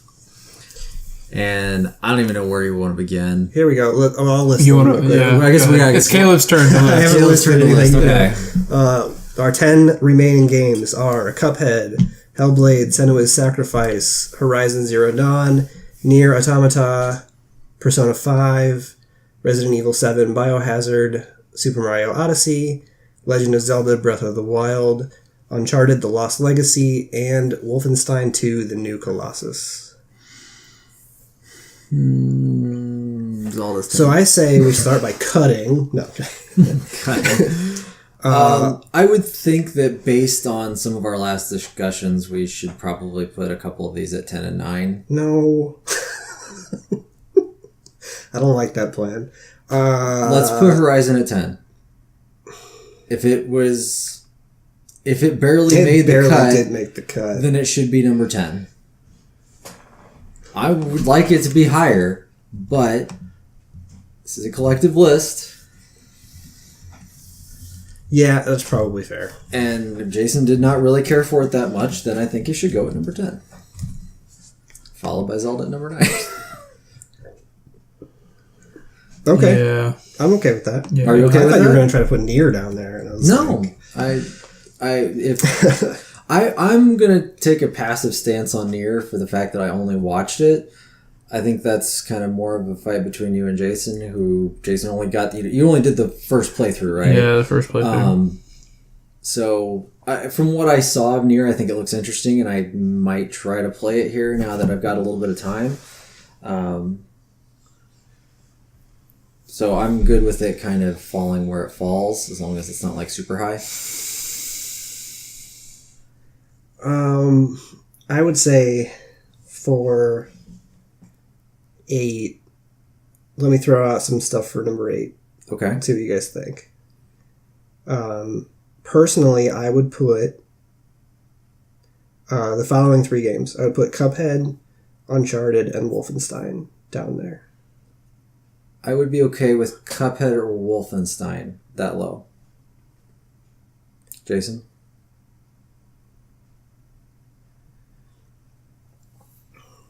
Wolfenstein could go that low.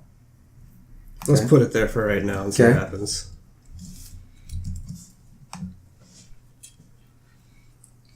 Based on that same discussion, I guess, where do you see Cuphead falling?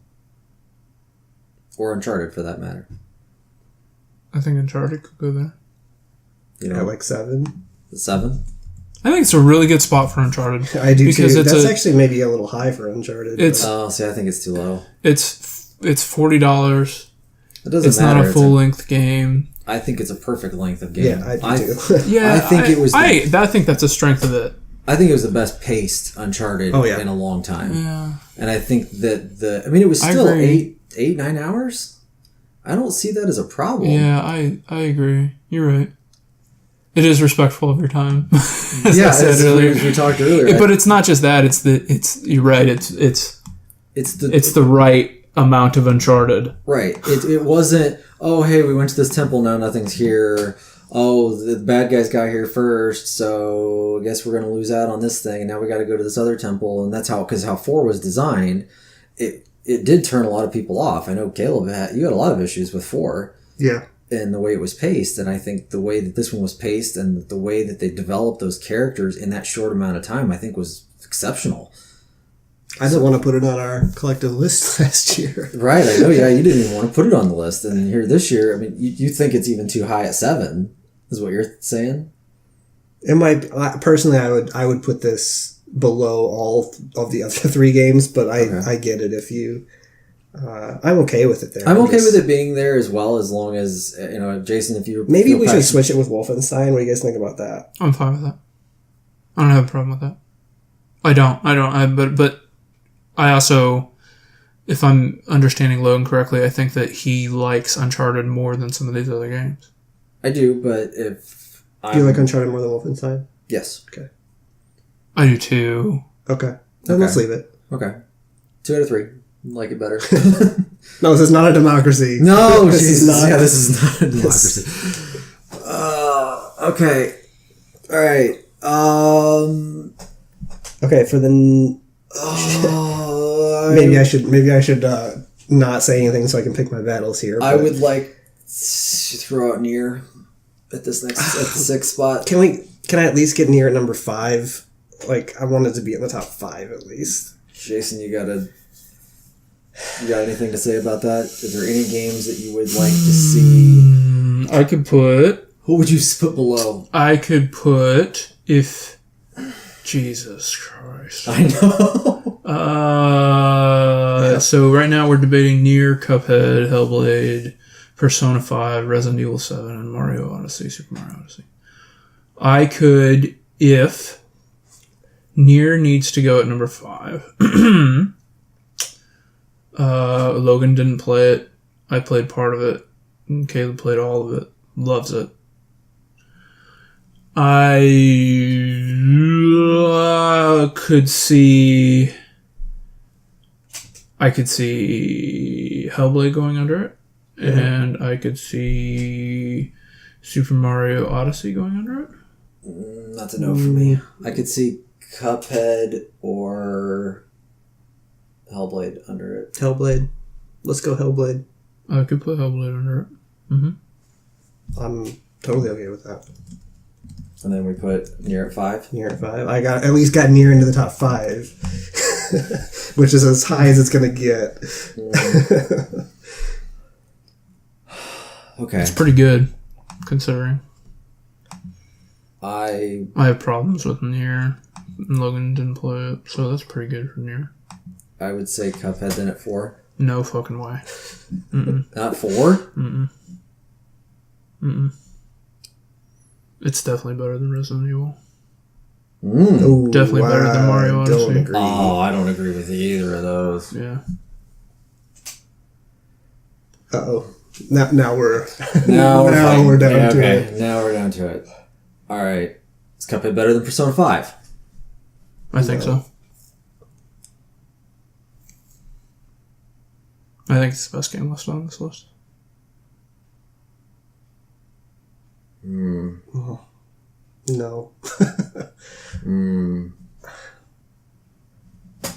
Caleb, would you put Cuphead above any of these other games that are on this No, list? I would put Cuphead at 4. That's the same with me.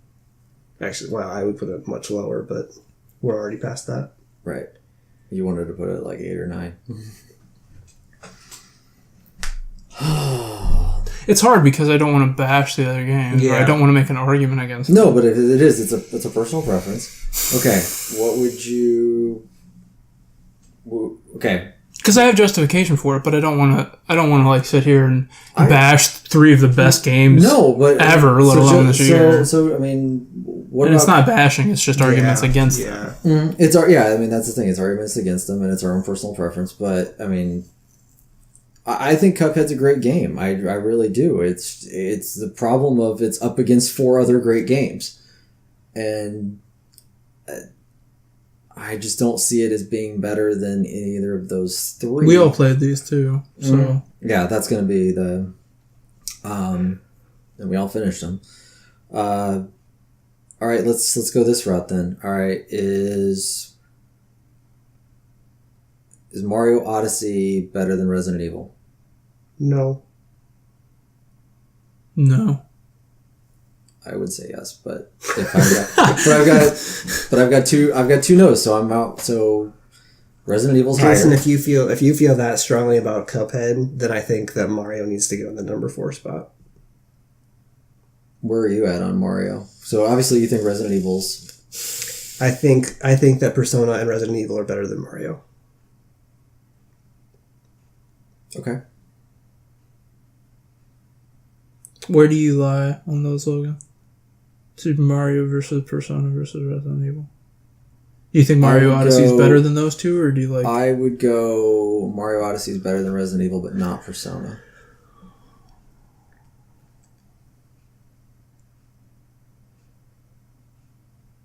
But it's 2 out of 3 on that one. You guys like Resident Evil better than Mario? I think we... What if we did Cuphead at 3, Jason? And throw Mario at 4? Mario 4, Cuphead 3. And then where we decide between Persona and Resident Evil.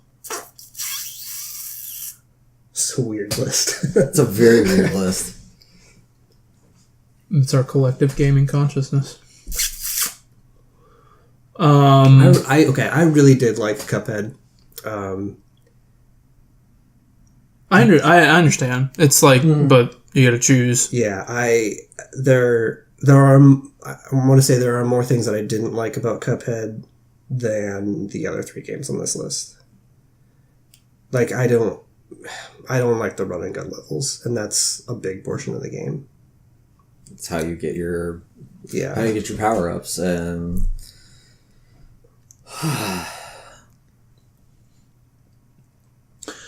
I think that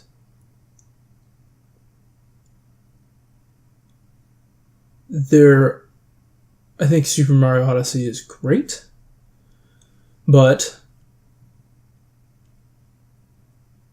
I think there are things that could be said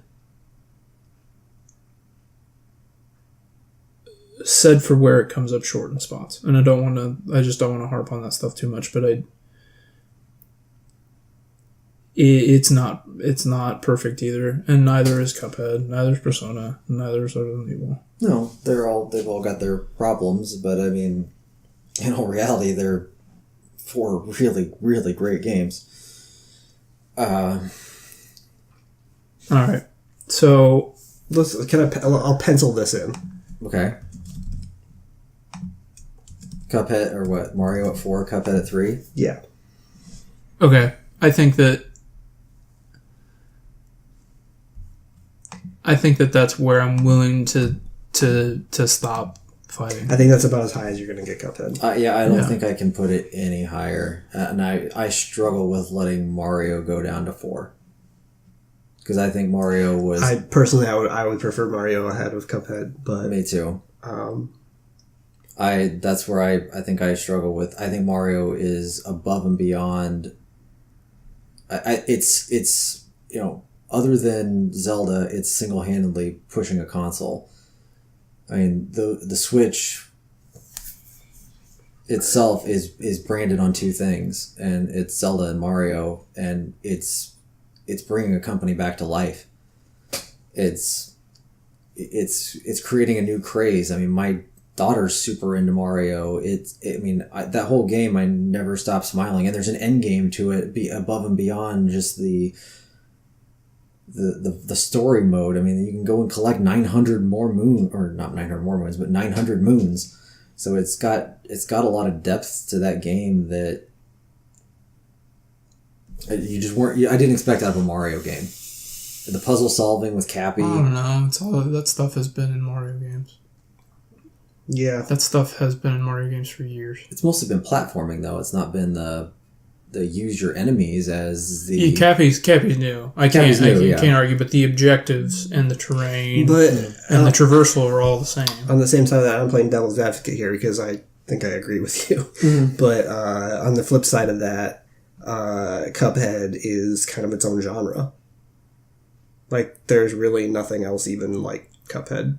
Maybe Mega Man, but even that has like... I would say it's very much... It's an old...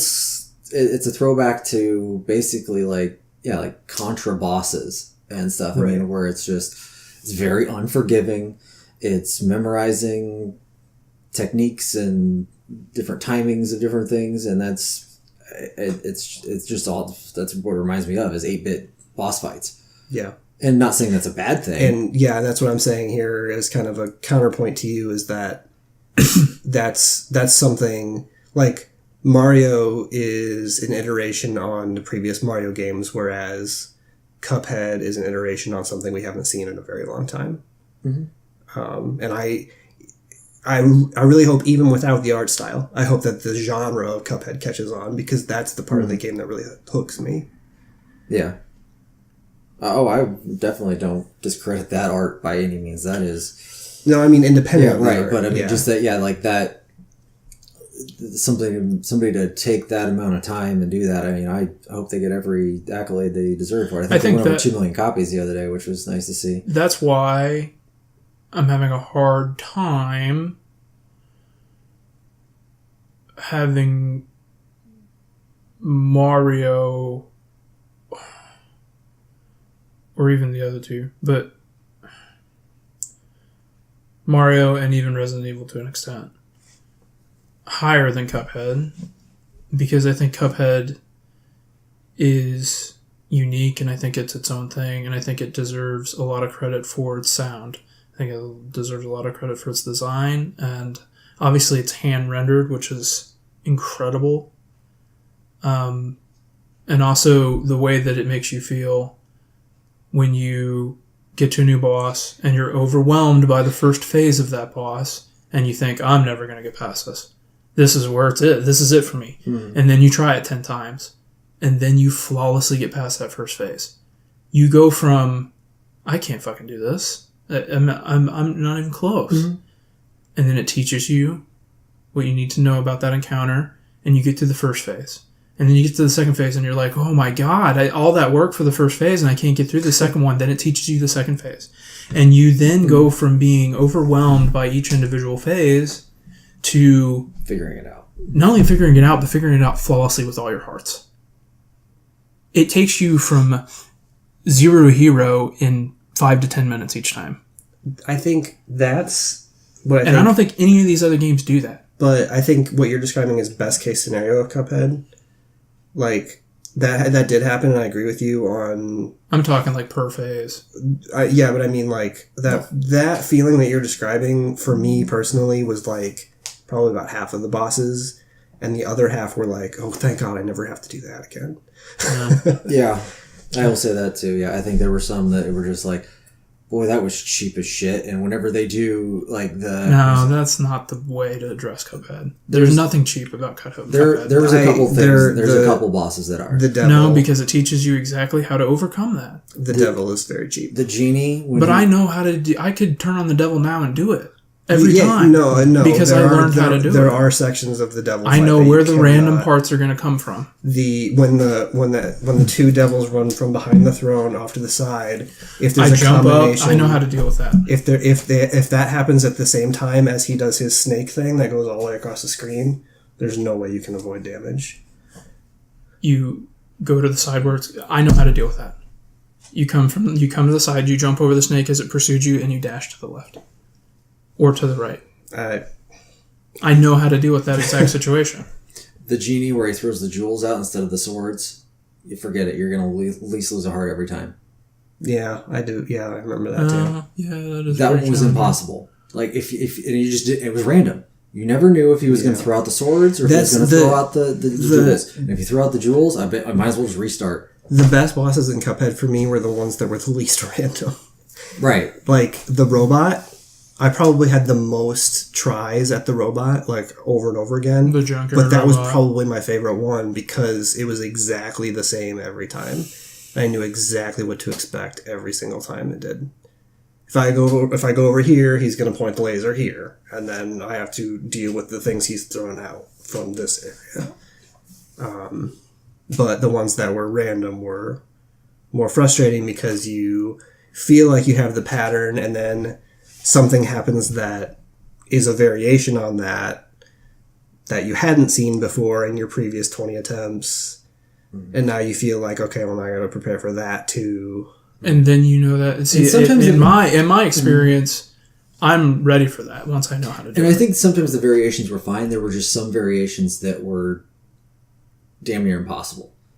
And there were, I think one of the other ones. But that's was what Cuphead is it feels impossible, and then it's not. Well, there's times that there's just so much shit on the screen that there's no way to avoid it. Yeah, there is. It teaches you Not how with to the deal genie with with the jewels. There's no way. They spit out 30 jewels all in this tiny little portion. You can't avoid those.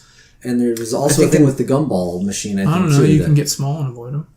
With the plane, you shrink down. Yeah, maybe. But it was so. I mean, like as soon as you miss, it was just way too much. And then you navigate. I think the later. other problem. I could be mixing this up with another flying section, but one of the problems I had with some of the flying ones was they put stuff in the foreground. So like there are big sections of the screen that's blocks. that's the thing about that's the devil example. Yeah. Is that corner is blocked and there's something in the foreground so you can't see it coming at you. So you. then you wait for the dragon, you run toward the dragon, and then you dash with it the other way as the devil runs across. It's a terrible situation to be in, but after having it happen to me and being pissed off, I now understand how to beat it. I understand how to do that. And so that's why it's hard for me to say that it's ever cheap, even in randomization, because it does teach you through dying and through losing hearts how to overcome that stuff. Yeah. There's always a solution. Always. And that's I haven't felt that way in years. I haven't felt the sense of euphoria for overcoming something like that in years from a game. I don't feel like that. I don't feel like a child ever playing games anymore. That's what I'm searching for.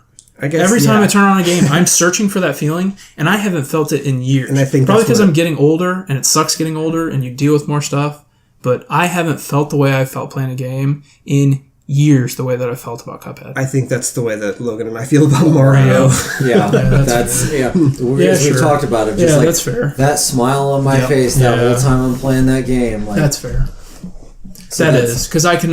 It's not like I can't understand how you feel that way about Mario. That's not. I'm not going to bury my head in the sand and pretend like I don't understand that because that first time you go into a warp pipe and you show up as 2D 8-bit Mario, like that's some really cool stuff. And the way they designed a lot of those levels with those, I think that it's a different kind of satisfaction for me.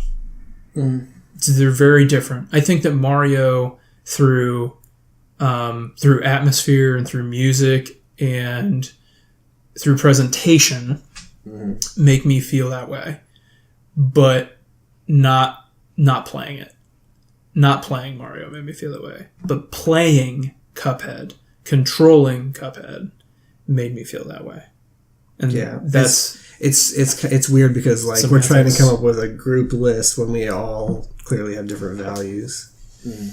If you guys, if Mario has to go number, because I don't. If Mario is too low, especially if you guys have it personally in your top 1 or 2, then if Mario's that high on your lists, then it probably has to go number 3. No. If it's that high on your personal list. I think you're more passionate about Cuphead than I am for Mario. I like Cuphead and I really love Mario. I can go either way. I'm fine with. Like I would understand, Logan, if Mario is one of your top 2 games of the year. Really? Fine. But at the same time, if Cuphead is one of your top 2 games of the year, it's not like I get to trade. It's not like we get to trade who gets to do what here. I mean, it's. Yeah, but I think we all agree on the. Because I agree, Cuphead it's an extraordinary game that deserves every credit it deserves. It's just, for me personally, I put Mario over Cuphead. And not by like it's, one place on my game of the year, it's a few spaces away.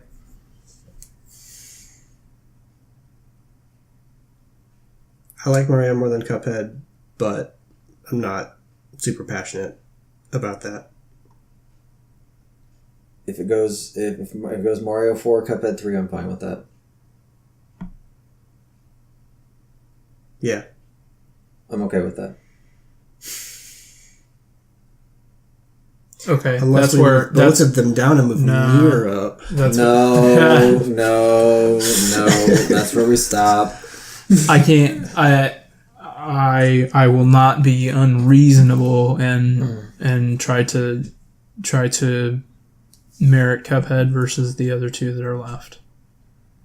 So I don't think I don't think I could put it above those two. What? I don't think I could move Cuphead up anymore. I think No, I can't either. I think that's Oh yeah, no way. no. That's what I'm trying to be reasonable And here. like I said, I had a hard time putting it over Mario, but I can live with it being 3-4. So what would you put 1, 2? Persona 5, then Resident Evil. I agree with that. And That's easy. I would hope. I would kind of hope that after this year we did a whole freaking podcast on Persona that I figured this was going to be a pretty solid lock at 1. I'm surprised Resident Evil is as high for everybody else. I thought I was kind of keeping it a little higher on my list even, but No, it's very hard. it's a very good game. I guess I was surprised that you guys had as much passion for it still as I did. How do you feel about this, Jason? This 1 through 10?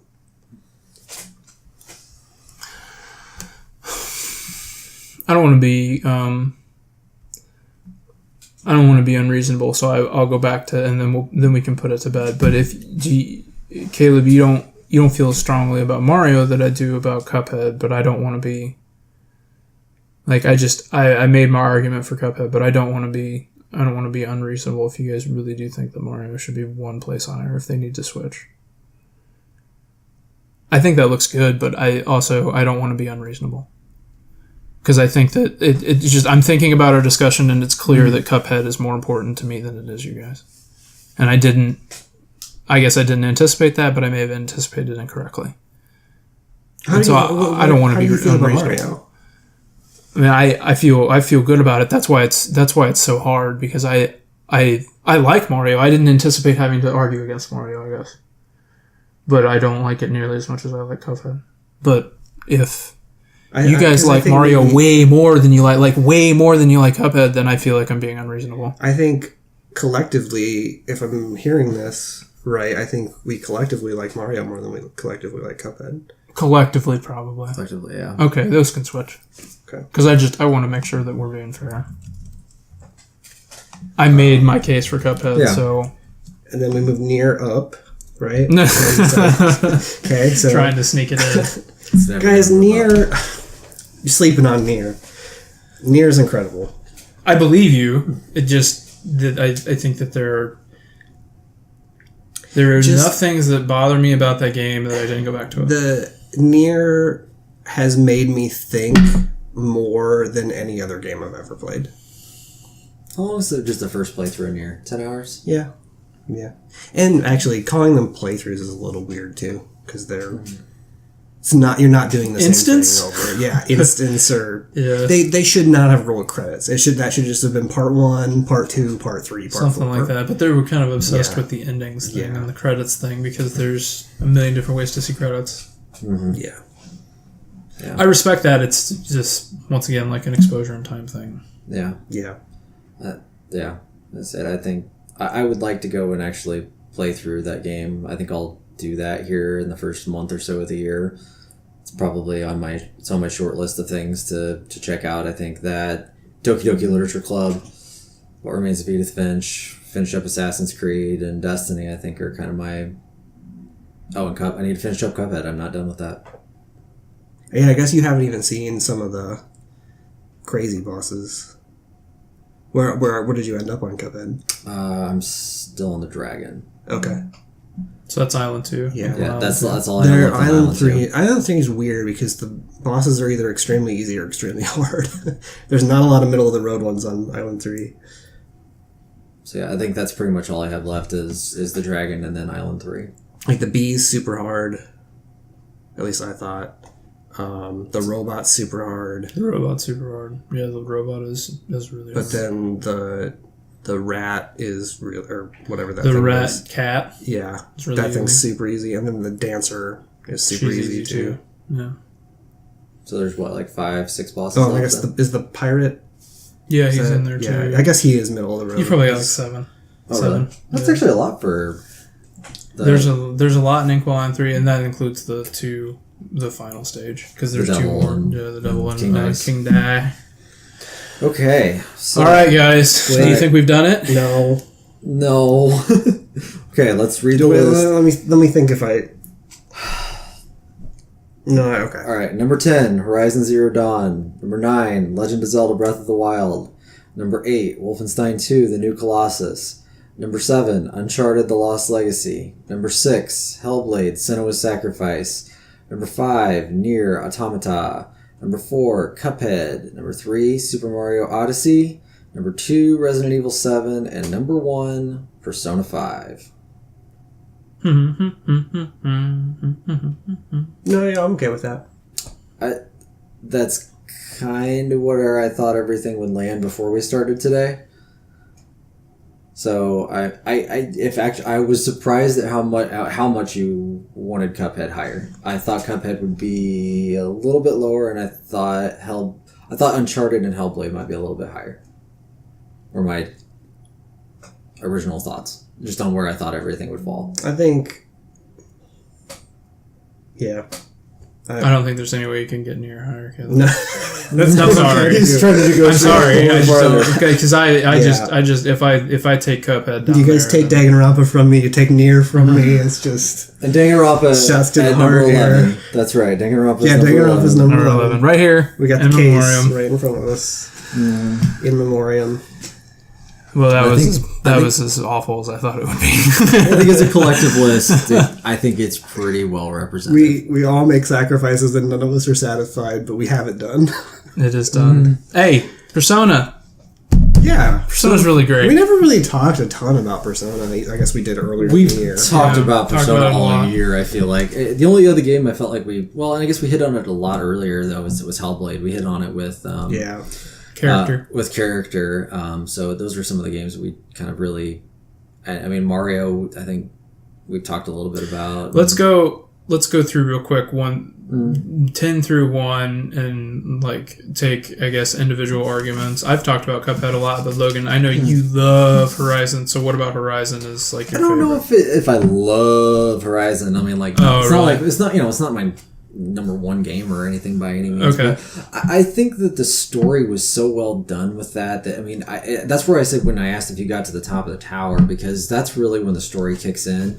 And then really once that happens, that's when the combat goes from hiding in the bushes to I'm actually a badass with a bow and arrow, and I can start running around and doing dives and sliding under the robot dinosaur things and shooting them in different That's where places. the action happens. That's where the true action really starts to happen. And I understand why before that point you would be like, this game's boring as shit.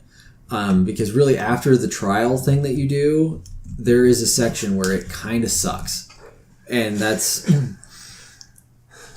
for sure. But, okay. I think it really, I think the other thing too is it really kind of kicked off this big visual revolution for this year too, of hey, this is 4K, this is HDR, this is what, I mean, especially for me, because I bought a TV that does all of that, that really showed me hey, this is the bar of what visuals can look like. That's and nice. I think that's something that is hard to do, and I'm also a sucker for a bow and arrow game, and I love Tomb Raider. Which is why I love Zelda.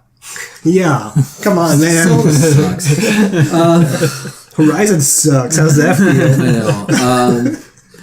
I know. But I think the way that they kind of finished everything up, the robot dinosaur things I thought were great too. There was the weird, just the way they were designed. They had these weak point things that you could find on them. The weird stuff about basically the fact that it also an AI.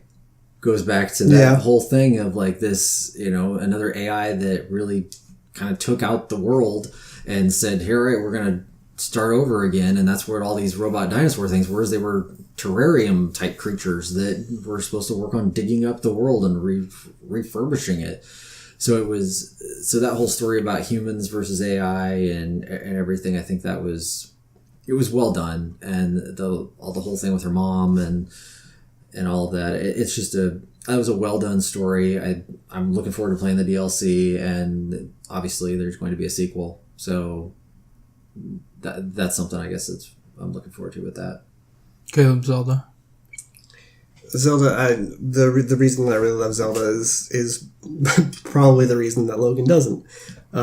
It's this huge open sandbox that you never know what's going to be over the next mountain or around the next corner. It could be a giant lake with a dragon in it. It could be this volcano that's erupting. It could be literally anything around there.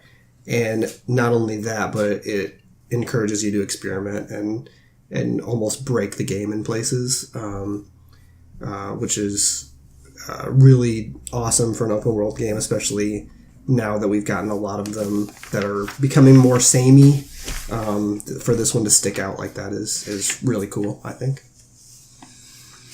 I think we all love Wolfenstein for the same reasons. And the moments in that game are great. The weird part about Wolfenstein to me, and maybe I'm talking myself into it being lower on this list, but the gameplay itself is okay.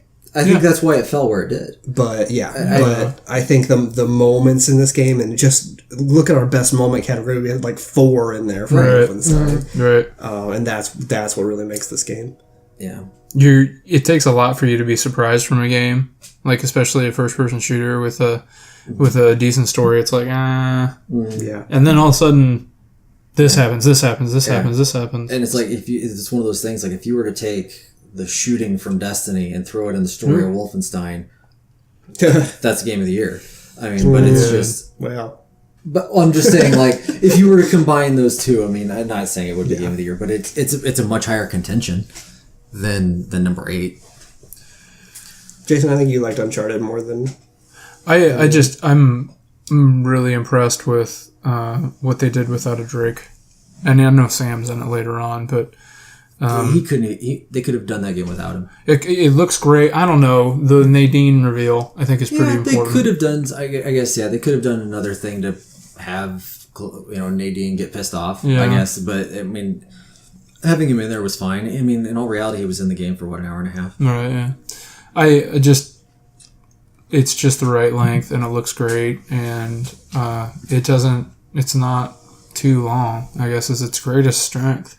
Mm-hmm. And I really enjoyed Chloe. I was surprised how much I enjoyed Chloe as a leading character. I didn't at the beginning, but about 2 or 3 hours into the game, I really started coming around. And what it was for me on coming around on those characters was the conversations they had in the Jeep.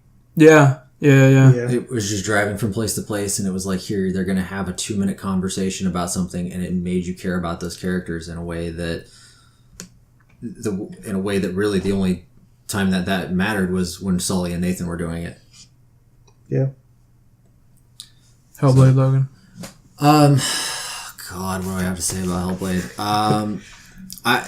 I still can't get over the visuals in that game. Yeah, how looks really nice. Well that looked for a game that really flew under the radar. I mean, there was very little promotion for that game. When I still think it has a terrible name. I think if you would have just called it Senua's Sacrifice, I don't know what a Hellblade is. I think it... that's a good point. I think especially when it's Hell, H-E-L, the Norse mythology thing. It's Hela, and it's... Weird. That's part of it. I think that it suffered from a non-retail release, which was more experimental, I think, than anything. $30 for a digital-only game, so it's going to suffer in that way. Very little marketing, and almost what it's supposed to. It's kind of marketed as a hack and slash game, but in all reality, the combat in that is few and far between. But at the same time, when the combat does happen, it's very meaningful. I think they talked about there being a permadeath in that game. Obviously, it sounds like there wasn't, but it made me more nervous at every fight that, oh shit, this plague thing, the darkness is going up my arm. Like, I can't die. If I keep dying, like, it got up to my shoulder and I was like, holy shit, I'm not going to finish this game. Yeah. And that level of fear that it put in me to take every battle and really think about it and not just try things for luck. Really just focus on dodging, get a couple hits and go. Dodge, couple hits, go, and figure that out, because experimenting was not an option. And if it, especially when you got overwhelmed by 5 or 6 guys and you really didn't have a chance to do that. But the puzzles in that game I thought were really well designed, and as we talked about before with Senua being the character that she is, she won our best character. I think the game would have been a little bit higher if it had a little bit more cohesive story.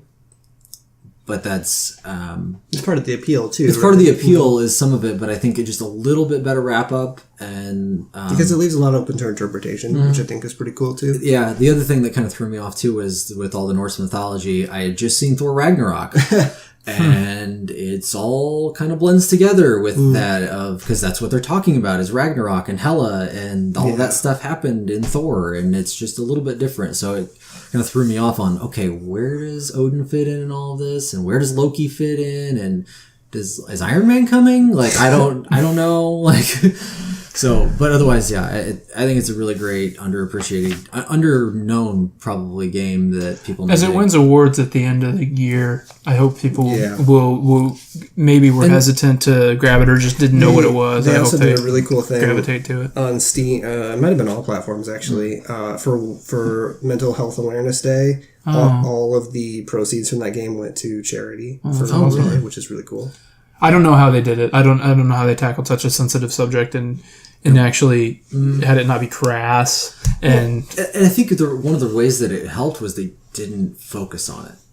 It's just there. It's just there, and it was part of the game. It wasn't like people were going, "Oh, we need to get you on like this help and everything else." And it's like, no, it was. This is how you're going to deal with it at a personal level, and so especially in a time, there's no medications, there's no psychiatrist. It just goes to show a different time frame of how that was handled, and especially in a game where you really had no interaction with other people. I like that one a lot. Caleb, you've said your piece for Nier, but do you have anything Nier should be higher on this list. And Nier's.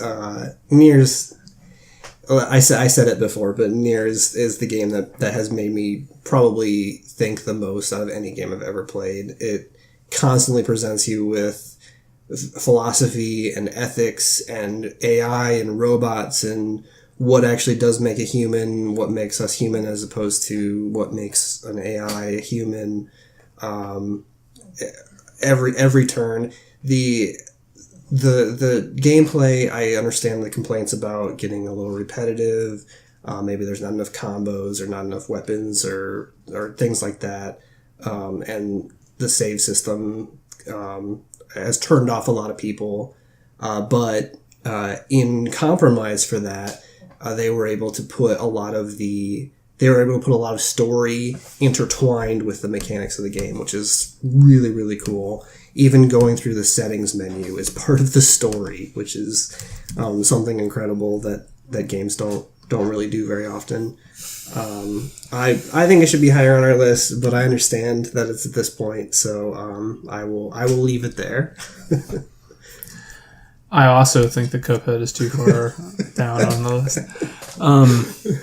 I said how it made me feel and how rarely games make me feel the way that Cuphead made me feel. So I argued pretty hard for it, but I also want to be reasonable because as a collective, I think that maybe you guys can combine, take Mario if you want to, but it seemed like we all enjoyed Mario and maybe not collectively liked Cuphead as much. So Mario. Yeah. If you're ever bummed out and you want a smile on your face, just throw in Mario Odyssey. Yeah. I mean, you can't help but just laugh at you can't throw your hat on a Goomba and a mushroom or a mustache shows up on it. I mean, it's the goofiness of that game that, along with some really well designed levels and areas that you can go to, I think that it puts that game in a different tier of platformers and everything else. And I think now it'll probably be a standard as to which most Mario games are held. I think World is still probably going to be the number one Mario game of all time, but I would venture to guess this is probably a close two. Yeah. I think we all like Resident Evil 7 a whole lot. Yeah. That's why it's number 2 on the list. Yeah, That's- it's so good. it's the first game where I've ever felt compelled to replay over and over again and try to get better times on. Yeah. If that tells you anything, it's the first Yeah. time I've ever done that. What I love about that, and I think I said in a previous podcast, but what I love about that is that's how I played Resident Evil 1. Yep. And I didn't even know it, And I'm a few years younger than you, which means I didn't play Resident Evil 1. Right. Wasn't old enough to play that at that time. So All right. for me to get that same experience how many years later is It's really cool. awesome. I have one question about RE7 though. Who's Ed Rooney? What? Ed Rooney? I don't know. At the very beginning of the thing, when you turn on the game, the song is like, "Go tell Ed Rooney, go tell Ed Rooney that everybody's dun dun dun," and then that's how it. I don't think it's Ed Rooney. What is it then? I don't know. You legitimately think it's a man named Ed Rooney? Who else is it? You're misinterpreting words. What is it? What does it say then? I don't know, but it's not go tell Ed Rooney. It's not in the Garden of Eden. It's not the bathroom on the right. Okay, Rory. Now we're all searching this up. Can we throw some bouquets Persona's way and be done with this? Wow, you're actually closer than you think. What is it? It's Aunt Rhodey. Okay. Well, Who's sorry. Aunt Rhodey? I don't know. Sorry. Go tell Aunt Rhodey. That's bizarre. I like Ed Rooney better. Yeah, main theme song, Go Tell Aunt Rhodey. Interesting. Okay. Okay, Ed There Rooney was is not that far off. an I'm sorry. article on it on PC Gamer, but it's an article, so I won't just read it. The game is scary and it's fun and it's cool. I liked it a lot. Yeah. And it looks really nice. And Jack's a hell of a guy. Yeah. Not the character of the year, you would say, but he's a hell of a guy. He's right up there. Persona 5's Game of the Year. Well deserved. It's really special. It's Yeah. a special one. It's a lot of fun. Let's see, combined almost 300 hours of playtime in this Sure. room of Persona 5. Yeah, because you played it twice, right? Yeah. I played it 116 hours. One playthrough. 96. I think I was like 65 and then another like 20 some, so... It's amazing how you get attached to those characters and want to see their story through to the end. And I said this, but the sense of melancholy you get when you're done with it after being tied to that game for so many hours. I still felt like I had more to do. Yeah, right. Like, it was like, I gotta go home and play Persona. No, I don't. No, I actually That's why I finished started up a new game, because I was But, like, I feel like there's more to this world that I haven't it. seen Yeah, I yet. understand that. And I was the first thing I did afterwards. I was like, I downloaded the soundtrack because I felt like I had to like listen to those songs more because it was just Your routine. Part of your day. it's part of my day is to be a shapeshifter. Shapeshifter. At the Masquerade. What else would it be? So yeah, I just wanted to briefly talk because I think we were so busy arguing about the games and where they should be that I don't know if we really talked about why they were special and why, if you haven't checked them out, you should check them out. All right. Well, that has been our 2017 Game of the Year. Well, once again, What? the list. The list, yes. The list? Number 11, Danganronpa, 53. Freaking believable. Number 10, Horizon Zero Dawn. Number 9, Legend of Zelda Breath of the Wild. Number 8, Wolfenstein 2, The New Colossus. I almost said The New Order. Forgot which game we were playing there. Number 7, Uncharted The Lost Legacy. Number 6, Hellblade Senua's Sacrifice. Number 5, Nier Automata. Number 4, Cuphead. Number 3, Super Mario Odyssey. Number 2, Resident Evil 7, Biohazard. And our number 1 Game of the Year, Persona 5. Thanks for listening, and watch out for our individual top 10 videos coming later this week or whenever you check out the channel.